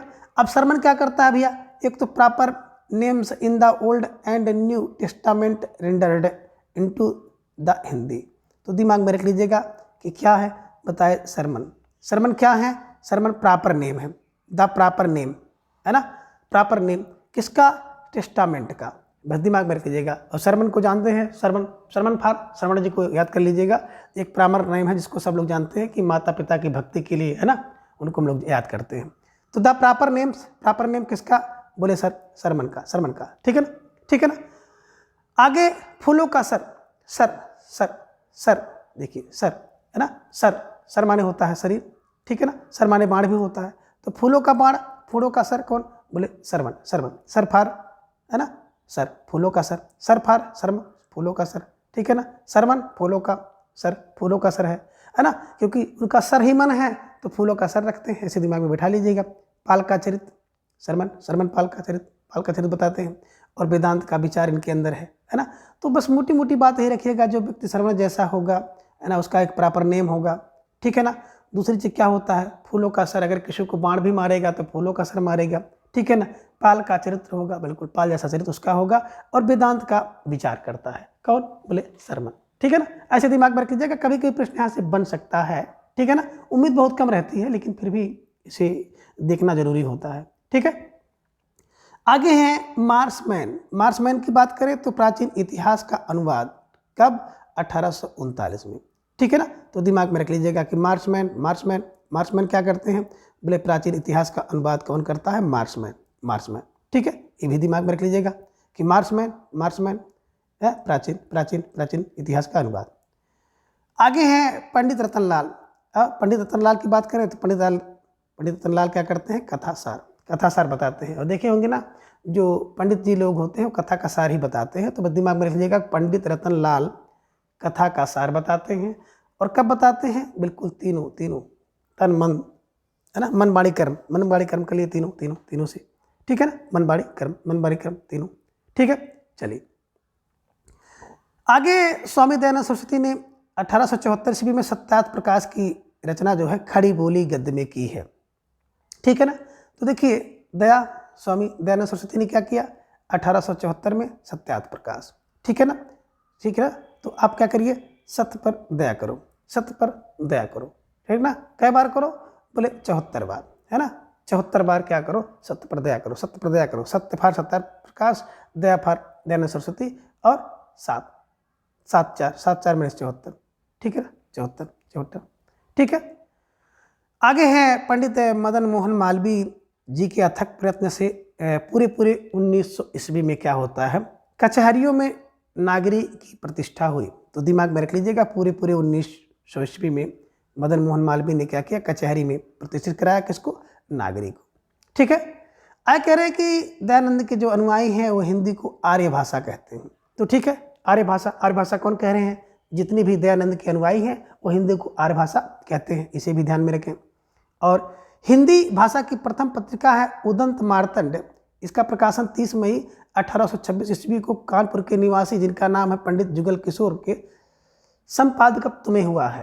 तो ये भी बात ध्यान में रखिएगा कि 30 मई 1826 को कानपुर निवासी पंडित जुगल किशोर के संपादकत्व में हुआ प्रथम। ठीक है ना, प्रथम पत्रिका, ये भी दिमाग में रखिए। अब उदंत मार्तंड क्या है? एक साप्ताहिक पत्रिका थी जो कलकत्ता से छपती थी।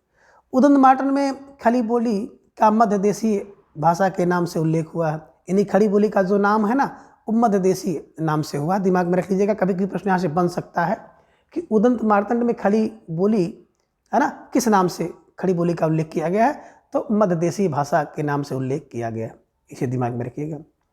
अब उदंत मार्तंड के बारे में बता रहे हैं। उदंत मार्तंड के जो प्रकाशन के दिन को आधार मान करके 30 मई को राष्ट्रीय हिंदी पत्रकारिता दिवस भी मनाया जाता है। क्यों? क्योंकि 30 मई 1826 को पहली बार है ना समाचार पत्र कौन उदंत मार्तंड लिखा गया। इस कारण से 30 मई की जो तिथि है, इस तिथि को राष्ट्रीय हिंदी पत्रकारिता दिवस के रूप में मनाया जाता है।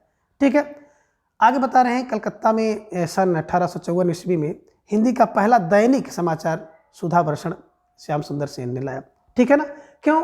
क्योंकि जो पहला समाचार पत्र था उदंत मार्तंड पंडित जुगल किशोर के संपादकत्व में 1826 में कलकत्ता से एक साप्ताहिक था। ठीक है ना, लेकिन दैनिक की बात आती है तो 1854 में। ठीक है ना, यानी कि 26 के बाद काफ़ी लंबा समय लगा है। 54 में दैनिक समाचार पत्र समाचार सुधा वर्षण, ठीक है ना, श्याम सुंदर सेन के संपादक में लगाया गया। चलिए अब आगे देखिए, लगे हाथ हम लोग थोड़ा सा यहाँ पे देख लेंगे। गद्य के विकास के क्रम में इन पत्रिकाओं का भी बहुत महत्वपूर्ण योगदान है। तो प्रारंभिक समय के कुछ प्रमुख समाचार पत्र, उनके संपादक, वर्ष और प्रकार सबको हम लोग देखते हुए चलेंगे। ये दो प्रकार से भी महत्वपूर्ण है। एक तो पत्रकारिता के दृष्टि से आप देखेंगे तो भी महत्वपूर्ण है, दूसरा गद्य के विकास के दृष्टिकोण से भी महत्वपूर्ण है, इसलिए इसे जरूर देखिए। ठीक है ना, तो बात करें समाचार पत्र, उनके संपादक, वर्ष, प्रकार और स्थान। ठीक है ना, सबको हम लोग देखते चलेंगे। बात करें पहला समाचार पत्र है उदंत मार्तंड, संपादक इसके हैं जुगल किशोर, वर्ष है 1826 ईस्वी, साप्ताहिक है और कलकत्ता से छपता था। कैसे दिमाग में रखेंगे? तो देखिए, जो उदंड होता है, उदंड को करिए उदंड। उदंड कौन है? बोले सर किशोर, है ना। जो किशोर होते हैं ना, ये बड़े उदंड टाइप के होते हैं। हर व्यक्ति जब किशोर अवस्था में होता है तो उदंडता करता है, शरारत करता है। तो ऐसे क्लू में लगाइएगा उदंड कौन? बोले किशोर। ठीक है ना। अब कौन है? उदंड है। कौन? उदंड। उदंड कौन? किशोर। क्या करता है? 26 सप्ताह कहाँ? कलकत्ता में रहा है, या 26 सप्ताह के लिए कलकत्ता में गया है। बस बना लीजिएगा। कौन? बोले उदंड है। कौन? किशोर। इसलिए 26 सप्ताह के लिए कलकत्ता गया। 26 फार 1826, सप्ताह फार साप्ताहिक पत्र है, और कलकत्ता गया फार मतलब कलकत्ता से प्रकाशित होता था। इसे दिमाग में रख लीजिएगा कि कौन? बोले उदंड है। कौन? किशोर। इसलिए 26 सप्ताह के लिए कलकत्ता गया। ठीक है, चलिए अगला जो समाचार है वो बंगदूत। संपादक इसके हैं राजा राम मोहन राय, वर्ष है 1829 ईस्वी में, साप्ताहिक है और कलकत्ता से प्रकाशित होता था। तो ये सब चीज़ें ध्यान में रखने योग्य हैं। कैसे रखेंगे? देखिए, दूत की बात करें तो दूत, बंगदूत को हम लोग करते हैं दूत। कौन? राजा का होता है तो राजा राम मोहन राय हो जाए। और दूत कितने हैं बताया? 9 दूत। दो दूत हैं। कितने हैं? दोनों दूत, दोनों है ना। तो 2 दूत हो गए। दोनों दूत क्या करते हैं? बोले सर सप्ताह भर के लिए कलकत्ता जाते हैं। बस ऐसे क्लू बनाइए कि किसका? बोले दूत। किसका? राजा राम मोहन के। कौन?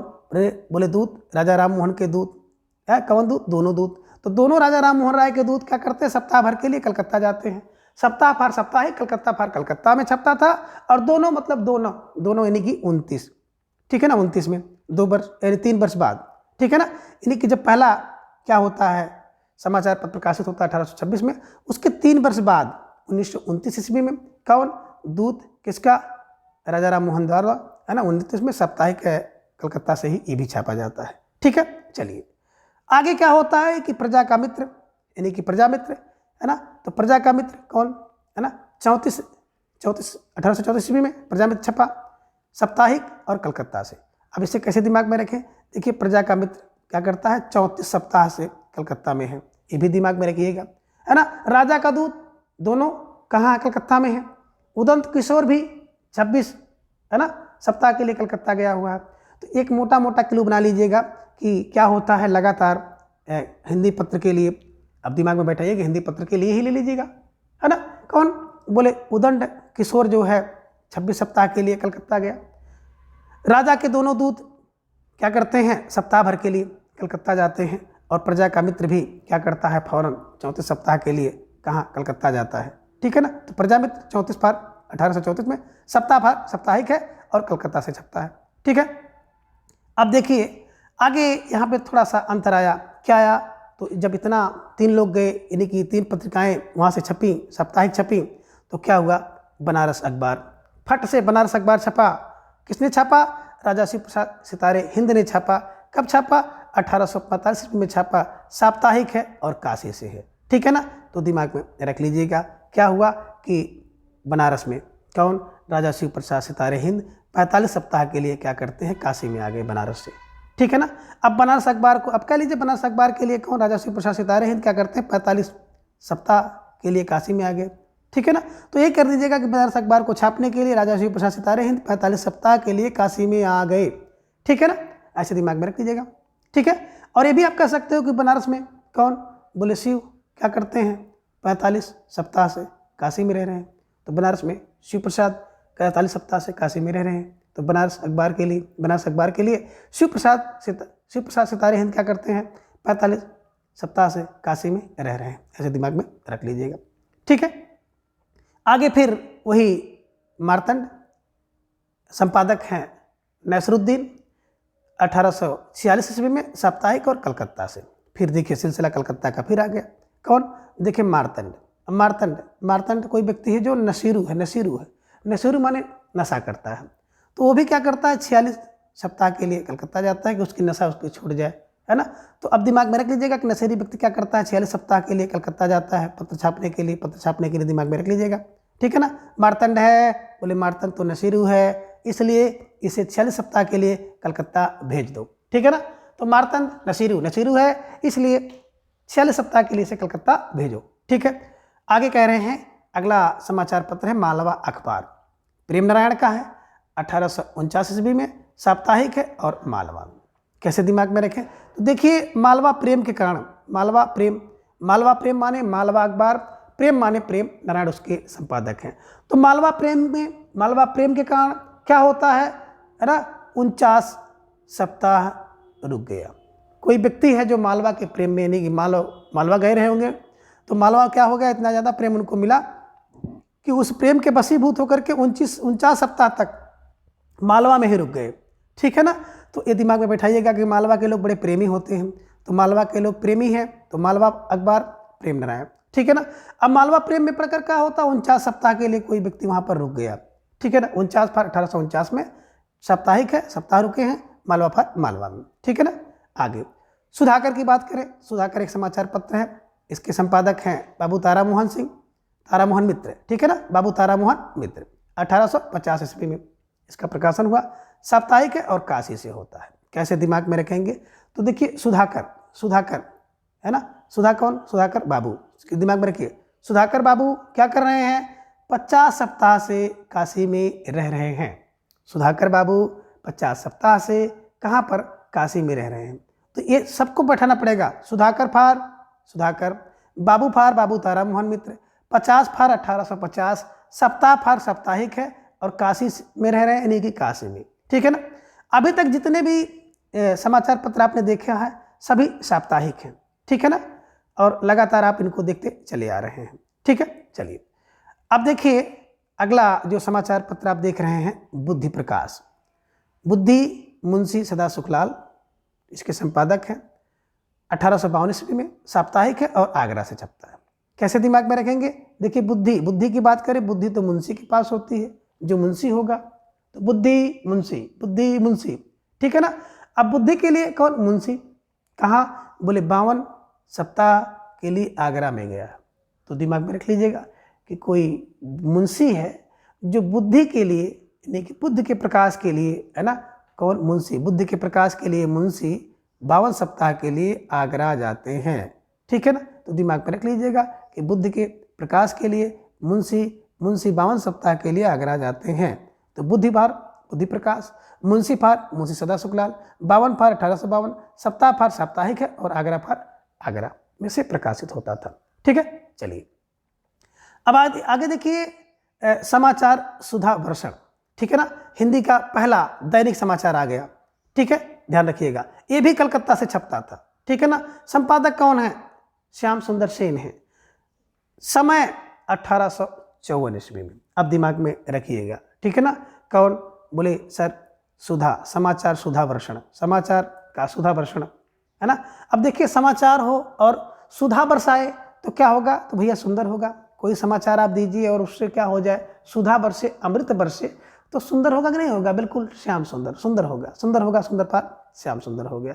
तो क्या करोगे? तो भैया 54 दिन, है ना, 54 दिन क्या हो रहा है? कलकत्ता में। दिमाग में रख लीजिएगा कौन बोल रहे हैं कि समाचार का सुंदर सुधा, समाचार की सुधा क्या हो रही है, सुंदर तरीके से 54 दिन से कलकत्ता में बह रही है, प्रवाहित हो रही है।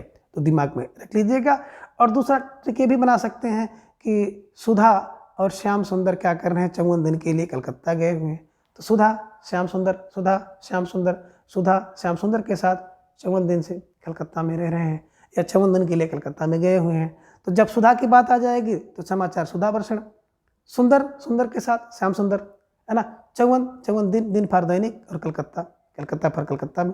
ठीक है, आगे देखिए अगला समाचार पत्र है प्रजा हितैषी। बात करें प्रजा हितैषी कौन है, राजा लक्ष्मण सिंह। तो प्रजा हितैषी राजा लक्ष्मण सिंह प्रजा हितैषी हैं और क्या करते हैं, 1855 में आगरा। तो दिमाग में रख लीजिएगा कि प्रजा के हित के लिए कौन, राजा लक्ष्मण सिंह क्या करते हैं, 55 बार आगरा गए, 55 बार आगरा गए। इस चीज़ को दिमाग में रखिएगा कि प्रजा के हित के लिए राजा लक्ष्मण सिंह 55 बार आगरा गए। प्रजा के हित के लिए राजा लक्ष्मण सिंह क्या करते हैं, 55 बार आगरा जाते हैं। ठीक है, आगे है जगतदीप भास्कर। जगतदीप भास्कर की बात करें तो मोहम्मद नसरुद्दीन 1846 ईस्वी में और कलकत्ता से प्रकाशित होता था। कैसे दिमाग में रखें, देखिए बात करें जगतदीप, कोई जगतदीप है ना, वो क्या है, नशेरू है, नशेरू है, नशेरू नशेरू, अब नशेरू व्यक्ति है तो इसे भी दिमाग में रखिएगा। एक अपने आपने और देखा था कौन, एक मार्तंड भी नशेरू था, ठीक है ना, और एक जगतदीप है ये भी नशेरू है। यानी कि इन्होंने 2 समाचार पत्र प्रकाशित किया है, एक मार्तंड मोहम्मद नसरुद्दीन, दूसरा जगतदीप नसरुद्दीन। तो ये दिमाग में रखिएगा, एक जगतदीप नशेरी है और दूसरा कौन, मार्तंड नशेरी है, नशेरू है ना। इसलिए क्या करते हैं, उसे 46 बार 4-6 बार कलकत्ता भेजते हैं, ठीक है ना। तो नशेरी व्यक्ति अगर हो जाता था उसको क्या करते हैं, कलकत्ता भेजना पड़ता है, 4-6 बार तो भेजना ही पड़ेगा, 4-6 बार कलकत्ता, ठीक है, दिमाग में रख लीजिएगा। अगला समाचार पत्र है लोकमित्र। बात करें लोकमित्र की, ईसाई मिशनरी द्वारा इसका संपादन किया गया, 1863 में किया गया आगरा से, ठीक है ना। तो दिमाग में रखिएगा कि लोक का मित्र कौन है, बोले ईसाई, ईसाई तो लोक के मित्र है, इसलिए क्या करते हैं, उल्टे सीधे 63 बार कहाँ पे, आगरा जाते हैं। तो दिमाग पर रख लीजिएगा कि लोक मित्र है ना, ईसाई, लोक के मित्र जो ईसाई हैं वो 63 बार आगरा जाते हैं, ऐसे दिमाग में रखिएगा। अवध अखबार। अब अगला समाचार पत्र है ज्ञानदायिनी पत्रिका, संपादक है नवीन चंद्र राय, 1867 ईस्वी में, मासिक है और ये पंजाब से प्रकाशित होती थी। कैसे दिमाग में रखें, तो देखिए ज्ञानदायिनी, ज्ञान दीजिए, कैसा, बोले नवीन ज्ञान दीजिए, नवीन ज्ञान कितना, बोले 6-7 महीने में, है ना। अगर कोई नवीन ज्ञान लेना तो आपको 6-7 महीना तो खर्च करना पड़ेगा, 6-7 महीना तो देना ही पड़ेगा, है ना। और क्या, बिल्कुल पंजाब से प्राप्त कर लीजिए। तो नवीन ज्ञान लीजिए, नवीन लीजिए और कम से कम 6-7 महीने में लीजिए, और कहाँ, पंजाब में जा करके। यानी कि ज्ञान की बात करते हैं तो ज्ञानदायिनी पत्रिका, ज्ञान की बात करेंगे तो ज्ञानदायिनी पत्रिका। नवीन की बात करेंगे तो नवीन फॉर नवीन चंद्र राय की है। 6-7 बार की बात आती है तो 6-7 मतलब 1867, माह माने मासिक है और पंजाब में जाना पड़ेगा, यानी कि पंजाब से प्रकाशित होती थी, इसे भी ध्यान में रखें। अगला जो समाचार पत्र है तत्वबोधनी पत्रिका, तत्वबोधनी है ना, 1865 में बरेली से। तो दिमाग में इसको भी रखना होगा कि तत्वबोधनी, तत्व का बोध करना है, तो क्या करो, 65 बार बरेली जाओ, ठीक है ना, 65 बार तत्व के बोध के लिए 65 बार बरेली जाओ। वृत्तांत विलास की बात करें तो वृत्तांत विलास 1867 में मासिक है और जम्मू। तो दिमाग में रख लीजिएगा कि वृत्तांत का विलास जानने के लिए आपको क्या करना पड़ेगा भैया, 6-7 बार तो आपको कहाँ, मासिक है, 6-7 माह के लिए क्या करना पड़ेगा आपको, जम्मू कश्मीर जाना पड़ेगा, ठीक है ना, वृत्तांत विलास के लिए, ठीक है। नवीन ज्ञान के लिए 6-7 बार कहाँ पे जाना पड़ेगा, पंजाब जाना पड़ेगा। और बोध करने के लिए आपको 65 बार बरेली जाना पड़ेगा, और वृत्तांत को जानने के लिए आपको 6-7 माह के लिए जम्मू जाना पड़ेगा। तो दिमाग में रख लीजिएगा कि नवीन ज्ञान के लिए भैया, है ना, आपको 6-7 महीने के लिए पंजाब जाना पड़ेगा। तत्व का बोध के लिए 65 बार बरेली जाना पड़ेगा, और वृत्तांत विलास के लिए आपको 6-7 माह के लिए कहाँ पर, जम्मू पर, ठीक है ना। तो आप दिमाग में मोटी बात रखिएगा कि नवीन ज्ञान के लिए या वृत्तांत विलास के लिए आपको 6-7 माह के लिए, ठीक है ना, जाना पड़ेगा। ज्ञान लेना है तो पंजाब जाइए और वृत्तांत जानना है तो जम्बू जाइए। ठीक है, दिमाग में ऐसे मोटी माटी क्लू बना लीजिएगा, आसानी से याद हो जाएगा। ठीक है, आगे बता रहे हैं कि बंगदूत पत्रिका का प्रकाशन हिंदी के अतिरिक्त क्या है, अंग्रेजी, फारसी तथा बंगाली भाषा में भी होता था। इसे भी दिमाग में रखें। बनास अखबार की बात करते हैं तो बनास अखबार के विरोध में तारा मोहन मित्र ने सुधाकर पत्रिका का प्रकाशन किया था। वही सुधाकर बाबू। आगे बात करें मुंशी सदा सुखलाल की जो पत्रिका है बुद्धि प्रकाश, है ना, ये नारुल बाजार का हिंदी रूपांतरण है। ठीक है, दिमाग में रखिएगा, कभी कोई प्रश्न पूछ लिया जाता है, बुद्धि प्रकाश नारुल बाजार, है ना, का हिंदी रूपांतरण है। ठीक, आगे पंडित बंशीधर ने आगरा से हिंदी उर्दू का एक पत्र निकाला था जिसके हिंदी कालम का नाम था भारत खंडामृत। तो बंशीधर भारत खंडामृत, और उर्दू का कालम था, उसका नाम था अबे हयात। तो ठीक है ना, खंडामृत, भारत खंडामृत, बंशीधर ने उर्दू में अबे हयात निकाला था। ठीक है ना।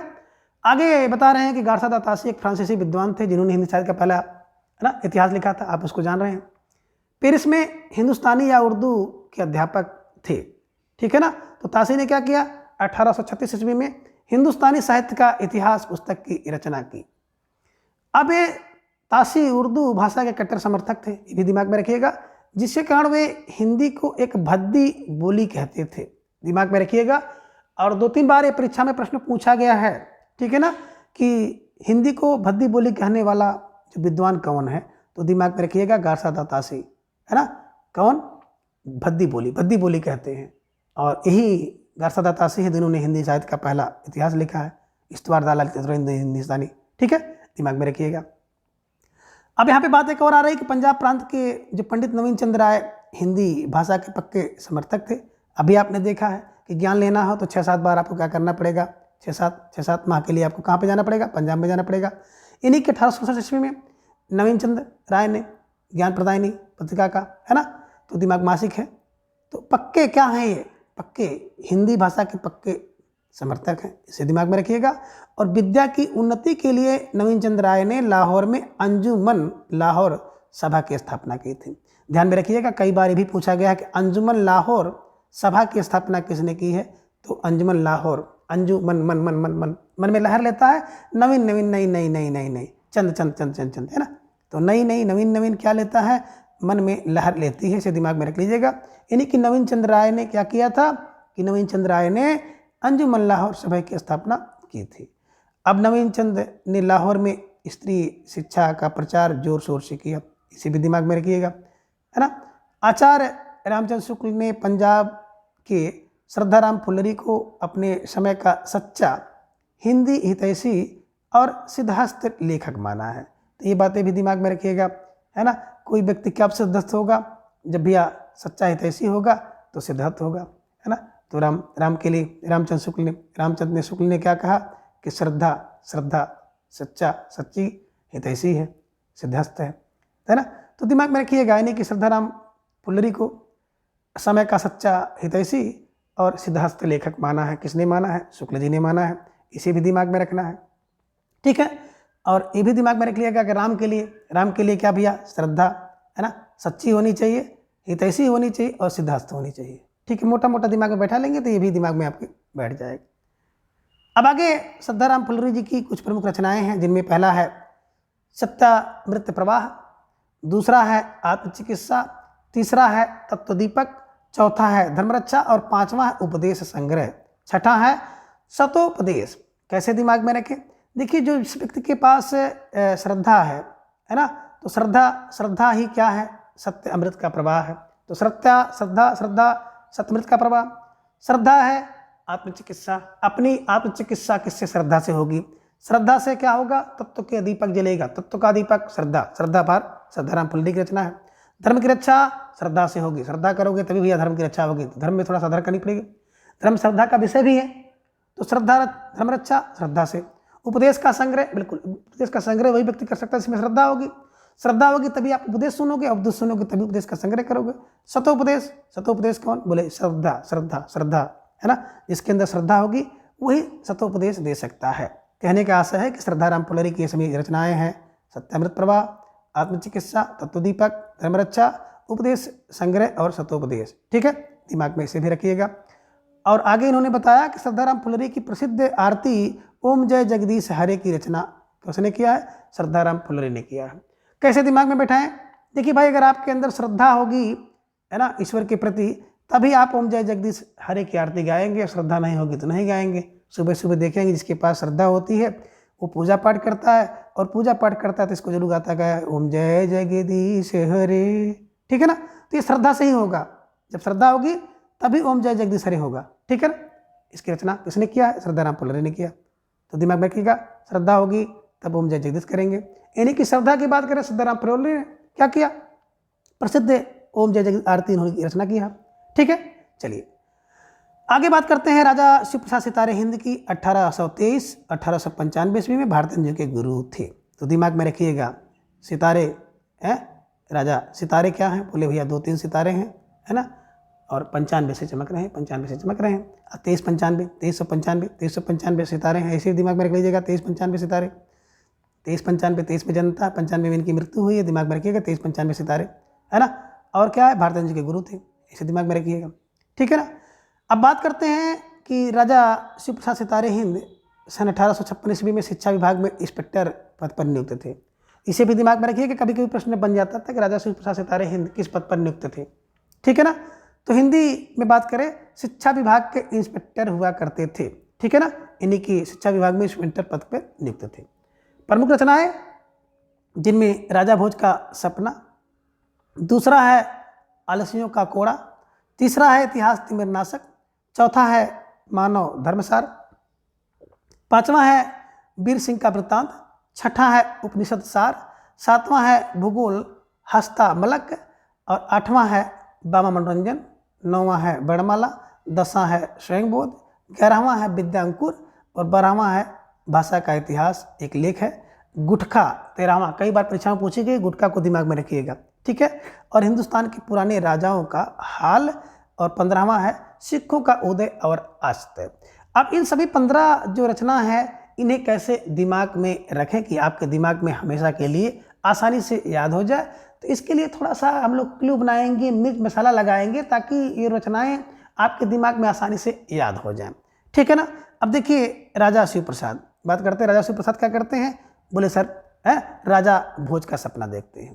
तो राजा शिव क्या करते हैं, चूंकि राजा हैं तो राजा शिव राजा भोज का सपना देखते हैं। ठीक है ना, राजा भोज का सपना राजा शिव देखते हैं। आलसियों का कोड़ा, तो आलसियों को कोड़ा कौन मारते हैं। बोले सर राजा शिव क्या करते हैं, आलसियों को कोड़ा मारते हैं। आलसियों का कोड़ा फार, आलसियों का कोड़ा। ठीक है ना। आगे कह रहे हैं कि इतिहास तिमिर नाशक, इतिहास से तिमिर का नाश कौन करते हैं। बोले राजा शिव। राजा शिव क्या कर रहे हैं, इतिहास से तिमिर का नाश कर रहे हैं। और मानव धर्मसार, मानव को धर्म का सार बताते हैं कौन, राजा शिव। ऐसा राजा शिव है जो क्या कर रहे हैं, मानव को धर्म का सार पढ़ा रहे हैं, मानव को धर्म का सार बता रहे हैं। ठीक है, आगे बता रहे हैं कि वीर सिंह का वृत्तांत कौन, राजा शिव। तो ऐसा राजा शिव क्या कर रहे हैं, वीर सिंह का वृत्तांत बता रहे हैं। और उपनिषद का सार किसको, राजा शिव सबको बता रहे हैं। उपनिषद सार राजा शिव। ठीक है ना। और भूगोल हस्तामलक, है ना। अब भूगोल का हस्तमालक, भूगोल को हस्त में लेकर कौन टहलने वाला राजा है। तो बोले वो राजाओं में राजा शिव शिव प्रसाद कौन, भूगोल का हस्तमालक लेकर चलते हैं। ठीक है ना। बामा मनोरंजन कौन करता है। बोले राजा शिव प्रसाद क्या करते हैं, बामा मनोरंजन करते हैं, यानी कि बामा मनोरंजन की रचना है। वर्णमाला, बिल्कुल वर्णमाला पूरी तरह से कंठस्थ है ना। उत्कृष्ट ज्ञान है किसको, बोले राजा शिव को क्या है, वर्णमाला बिल्कुल कंठस्थ है। ठीक है ना। स्वयं का बोध स्वयं से करते हैं कौन, बोले राजा शिव स्वयं का बोध करते हैं। विद्या का अंकुर किसमें, बोले राजा शिव में कूट कर भरा हुआ है विद्या का अंकुर। ठीक है ना। भाषा का इतिहास, बिल्कुल ढेर सारा भाषा का इतिहास, ढेर सारी भाषाओं का इतिहास कौन, राजा शिव भाषा का इतिहास जानते हैं। गुटखा, ठीक है ना। वैसे गुटखा देखे होंगे ना, इस समय लोग खाते हैं, तो दिमाग में रख लीजिएगा गुटखा, है ना। गुटखा से नफरत राजा शिव को। राजा शिव ने क्या किया, गुटखा पर बैन लगा दिया। ऐसे ट्रिक बना लीजिएगा कि राजा शिव कौन थे, वही राजा शिव जिन्होंने क्या किया, गुटखा पर बैन लगाया। गुटखा इनकी रचना है। और हिंदुस्तान के पुराने राजाओं का हाल चाल कौन? बोले राजा शिव। राजा शिव, राजा शिव, राजाओं में शिव, राजाओं में राजा, राजा शिव क्या करते थे? हिंदुस्तान के पुराने राजाओं का हाल चाल लेते थे। हाल चाल कौन लेते थे? राजा शिव लेते थे। और सिखों का उदय अस्त कौन देखा था? बोले सबसे अच्छा सिखों का उदय अस्त राजा शिव ने देखा, राजा शिव प्रसाद सितारे हिंद ने देखा। तो कहने का आशा है कि राजाओं में राजा शिव को लगा करके इनकी सारी रचनाओं को आप आसानी से याद कर सकते हैं। ठीक है ना? तो राजा शिव थे, राजा भोज का सपना देखते थे। राजा शिव आलसियों को कोड़ा मारते थे। राजा शिव क्या करते थे? इतिहास से तिमिर का नाश करते थे। मानव को धर्म का सार बताते थे। वीर सिंह का वृत्तांत राजा शिव बताते थे। उपनिषद का सार राजा शिव जानते हैं। भूगोल को हस्त में लेकर घूमते थे राजा शिव। बामा से मनोरंजन राजा शिव करते थे। वर्णमाला राजा शिव। स्वयं का बोध राजा शिव। विद्यांकुर राजा शिव में। इतिहास, भाषा का इतिहास राजा शिव। और गुटका बैन राजा शिव ने लगाया। और हिंदुस्तान के पुराने राजाओं का हाल चाल कौन लेता था? राजा शिव लेते थे। सिखों का उदय अस्त बहुत अच्छे तरीके से कौन जानते हैं? बोले राजा शिव जानते हैं। इसे दिमाग में रख लीजिएगा। ठीक है, चलिए आगे। राजा शिव प्रसाद सितारे हिंद के संबंध में आचार्य रामचंद्र शुक्ल जी ने लिखा है कि प्रारंभ काल से ही वे ऐसे हिंदी के पक्षपाती थे जिसमें सर्वसाधारण के बीच प्रचलित अरबी फारसी शब्दों का स्वच्छंद प्रयोग हो। ठीक है, तो दिमाग में रख लीजिएगा कि राजा शिव कैसे बोले प्रारंभ काल से ही ऐसे हिंदी के पक्षपाती थे जिसमें सर्वसाधारण के बीच प्रचलित अरबी फारसी के शब्दों का स्वच्छंद प्रयोग हो। किसने कहा? शुक्ल ने कहा। दिमाग में रख लीजिएगा कि प्रारंभ काल से ऐसे हिंदी के पक्षपाती जिसमें सर्वसाधारण को, है ना, उर्दू फारसी स्वच्छंद हो ऐसे स्वच्छंद कौन? शिव। ठीक है, दिमाग में रख लीजिएगा। आगे बता रहे हैं कि राजा शिव प्रसाद सिंह की जो कृति है गुटका, है ना, एक संग्रह पुस्तिका है। यह स्कूली विद्यार्थियों के लिए इन्होंने लिखा था। ठीक है ना? तो गुटका पर बैन लगाया था। दिमाग में रखिएगा राजा शिव ने। किसके लिए? बोले स्कूली विद्यार्थियों के लिए गुटका पर बैन लगा दिया। दिमाग में ऐसे रख लीजिएगा, आसानी से याद हो जाएगा। ठीक है ना? चलिए, गुटका पर बैन लगाया, है ना, किसने? राजा शिव ने। किसके लिए? स्कूली विद्यार्थियों के लिए। इसे दिमाग में रख लीजिएगा। आगे राजा शिव, तो यहाँ पे राजा लक्ष्मण आ गए, है ना, 1896 में 2696 कौन? बोले राजा लक्ष्मण प्रसाद। ठीक है ना? अब ये संस्कृत हिंदी के समर्थक थे और राजा लक्ष्मण सिंह ने कालिदास के 3 ग्रंथों का अनुवाद किया है जो निम्न हैं, जिनमें शकुंतला 1862 में, रघुवंश 1878 में और मेघदूत 1882 में। कैसे दिमाग में रखें? तो यहाँ पे दिमाग में रख लीजिएगा लक्ष्मण जी को आप लोग जान रहे हैं ना क्या? बिल्कुल, इनके सर में क्या? हमेशा गुस्सा रहती थी। सर में क्या है? बोले सर क्रोध है, गुस्सा है। दिमाग में रख लीजिएगा। सर में साफार शकुंतला नाटक 1862 में, राफार रघुवंश 1878 में और मेफार मेघदूत 1882 में। तो दिमाग में रख लीजिएगा कि लक्ष्मण के सर में, है ना, क्या? बोले हमेशा गुस्सा रहता था। ऐसे दिमाग में रख लीजिएगा। और ये भी कह सकते हो कि लक्ष्मण के सर में शक्ति लग गई। जैसे भी दिमाग में रख जाए, सर में, है ना, यानी कि जो कालिदास के 3, है ना, ग्रंथ हैं जिनमें सर में शकुंतला, रघुवंश और मेघदूत तीनों का इन्होंने अनुवाद किया। ठीक है। राजा लक्ष्मण सिंह ने रघुवंश के गद्य अनुवाद के प्राक कथन में लिखा है, खुद लिखते हैं कि हमारे मत में हिंदी और उर्दू 2 बोली न्यारी न्यारी है। हिंदी इस देश के हिंदू बोलते हैं और उर्दू यहाँ के मुसलमान और फारसी पढ़े हुए हिंदुओं की बोलचाल है। तो दिमाग में रख लीजिएगा कि ये कई बार परीक्षा में पूछी गई है। आप तरह के जो टेस्ट सीरीज वगैरह देखते होंगे, यूट्यूब वगैरह पर लोग पूछते हैं, तो उसमें प्रश्न बहुतायत पूछा जाता है। ठीक है ना? कि किसने कहा कि हमारे मत में हिंदी और उर्दू 2 बोलियां न्यारी न्यारी हैं, है ना? तो राजा लक्ष्मण प्रसाद, राजा लक्ष्मण सिंह ने क्या कहा है कि, है ना, कि हिंदी हमारे मत से हिंदी और उर्दू 2 न्यारी न्यारी हैं और इस देश के हिंदू बोलते हैं, उर्दू यहाँ के मुसलमान और फारसी पढ़े हुए हिंदुओं की बोलचाल। ठीक है, तो दिमाग पर रख लीजिएगा। ये प्रश्न अगर बना तो आप बिल्कुल आसानी से करें। ठीक है, चलिए आगे देखेंगे हम लोग क्या है कि भारत में प्रमुख सांस्कृतिक जागरण और धार्मिक सामाजिक सुधार से संबंधित कुछ संस्थाएं हैं जिन्होंने भी हिंदी गद्य के विकास में ढेर सारा योगदान दिया है। कभी कभी यहाँ से भी प्रश्न बना हुआ है, जिनमें संस्था, स्थापना वर्ष और उसके संस्थापक हम लोग देखेंगे। ठीक है, बात करें संस्था की तो ब्रह्म समाज 1828 में राजा राम मोहन राय, तत्वबोधिनी सभा 1839 में देवेंद्र नाथ ठाकुर, प्रार्थना समाज 1867 में केशव चंद्र सेन के सहयोग से राणा डे, आत्माराम और देवेंद्र नाथ ने। वेद समाज की बात करें 1867 में केशव चंद्र सेन, सत्यशोधक समाज 1873 में ज्योतिबाई फूले ने, आर्य समाज 1875 में दयानंद सरस्वती जी ने किया। और थियोसॉफिकल सोसाइटी की बात करें 1882 में ब्लाटवस्की एवं कर्नल अलकाट, है ना। और रामकृष्ण मिशन की बात करें 1897 में स्वामी विवेकानंद ने किया। अब इन सबको दिमाग में रखना भी है। कैसे दिमाग में रखा जाए, तो देखिए ब्रह्म समाज, ब्रह्म कितने, बोले ब्रह्म तो भैया 2 ठे हैं, ठीक है ना, 2 ब्रह्म, 2 ठे माने 28, है ना। और राजा राम मोहन राय, है ना। तो राजा राम मोहन की राय में क्या है, ब्रह्म 2 ठे हैं, 2 ठे, है ना, 2 ठे, ठीक है ना। तो ब्रह्म फार, है ना, राजा राम मोहन के अनुसार 2 ठे ब्रह्म, राजा राम मोहन राय 2 ठे, ठीक है ना। आगे हैं तत्व का बोध, तत्वबोध करो, है ना। तीनों से किसी भी तत्व का बोध करना है तो तीनों से करो, तीनों मन वाणी कर्म से करो, ठीक है ना। तो देवेंद्र मिलेंगे, ठीक है ना। तो तत्व के बोध के लिए देवेंद्र ने क्या बताया कि तीनों से बोध करो, ठीक है ना। इसे दिमाग में रखिएगा। प्रार्थना करनी है तो भैया क्या करो, 6-7 बजे के बीच में प्रार्थना कर लीजिए।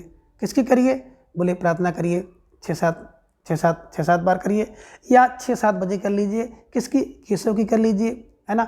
आत्मा से करिए, देवेंद्र की करिए। केशव और, है ना, देवेंद्र की आत्मा से करिए। कब करिए, पर डे करिए। तो दिमाग में रखिएगा, पर डे भैया प्रार्थना करो। कब करो, बोले प्रार्थना करो, है ना, 6-7 बार करिए, या 6 से 7 बजे के बीच में कर लीजिए। किसकी, केशव और देवेंद्र की करिए। आत्मा से करिए और हर डे, पर डे। तो पर डे का मतलब हो गया यहाँ पे रनाडे, डे फार रनाडे, हर डे करिए। आत्मा से करिए, हो गया आत्माराम। केशव की करिए, केशव चंद्रसेन। देवेंद्र की करिए तो देवेंद्र नाथ, ठीक है ना। तो आपको भैया प्रार्थना करनी है, प्रार्थना करिए। कब करिए, बोले 6-7 बजे के बीच में कर लीजिए, या दिन में 6-7 बार करिए। पर डे करिए रनाडे, आत्मा से करिए, केशव और देवेंद्र की करिए। दिमाग में रख लीजिएगा, आसानी से याद हो जाएगा, ठीक है। वेद की बात करें, वेद समाज, है ना, तो बिल्कुल 6-7 बार, है ना, केशव चंद्रसेन है भाई। वेद का भी 6-7 बार क्या करिए, नाम ले लीजिए, है ना। केशव वेद का नाम लीजिए, केशव का नाम लीजिए, ठीक है ना। वेद 6-7 बार क्या करिए, नाम ले लीजिए, केशव का नाम 6-7 बार ले लीजिए। और सत्य शोधक समाज, ठीक है ना। अगर सत्य, है ना, शोधक समाज की स्थापना करनी है तो बिल्कुल तह तक जाना पड़ेगा। तह माने 73, दिमाग में रख लीजिएगा, ठीक है ना। तो सत्य शोधक समाज के लिए क्या करना पड़ेगा, आपको 73 जाना पड़ेगा, तब आपको ज्योति मिलेगी, ठीक है ना। तो सत्य के शोध के लिए 73 जाएंगे, तब आपको ज्योति मिलेगी। ज्योति फार ज्योतिबा फूले, ठीक है। आगे है आर्य समाज 1875 में दयानंद सरस्वती, ठीक है। इसको भी दिमाग में रखें। तो आर्य समाज कितना है ना, 75 समाज दया। तो आर पर दया करिए, आर पर दया करिए। कब, बोले 7 बार, ठीक है। या आप ये भी कह सकते हैं कि आर्य समाज ये कितने, बोले 75 लोग क्या करते हैं, दया करते हैं, ठीक है ना। चलिए आगे है थियोसॉफिकल सोसाइटी 82 सोसाइटी, और ब्लाट अलकाट। तो दिमाग में रख लीजिएगा कि सोसाइटी क्या करते हैं, 82 लोगों को बाइकाट कर देते हैं। बाइकाट ब्लाट अलकाट, ठीक है। 82 कहाँ पर, सोसाइटी से कितने लोगों को, 82 लोगों से क्या करते हैं, ब्लॉक करते हैं, अलकाट करते हैं, ब्लॉक काट करते हैं, ठीक है। आगे है रामकृष्ण मिशन की बात करें 97 में क्या करता है, विवेकानंद। तो रामकृष्ण का मिशन क्या है, 97 मिशन, किसके, बोले विवेक से, है ना। तो बताइए रामकृष्ण का मिशन है क्या करो भैया, 97 प्राप्त करो, 97% प्राप्त करो, किससे, स्वयं के विवेक से 97 विवेक में, ठीक है। तो रामकृष्ण का मिशन 97% और किससे, बोले विवेक से, ठीक है। तो 97 की बात आएगी 1897 में, विवेक की बात आएगी विवेकानंद, ठीक है। मिशन की बात आएगी रामकृष्ण मिशन, ठीक है ना। इस प्रकार से इन सभी ट्रिक की सहायता से आप इन सभी तथ्यों को आसानी से याद कर सकते हैं। तो आज के इस वीडियो में बस इतना। अगले वीडियो में फिर हम इसके अगले भाग को जानेंगे। तब तक के लिए धन्यवाद, नमस्कार, बाय।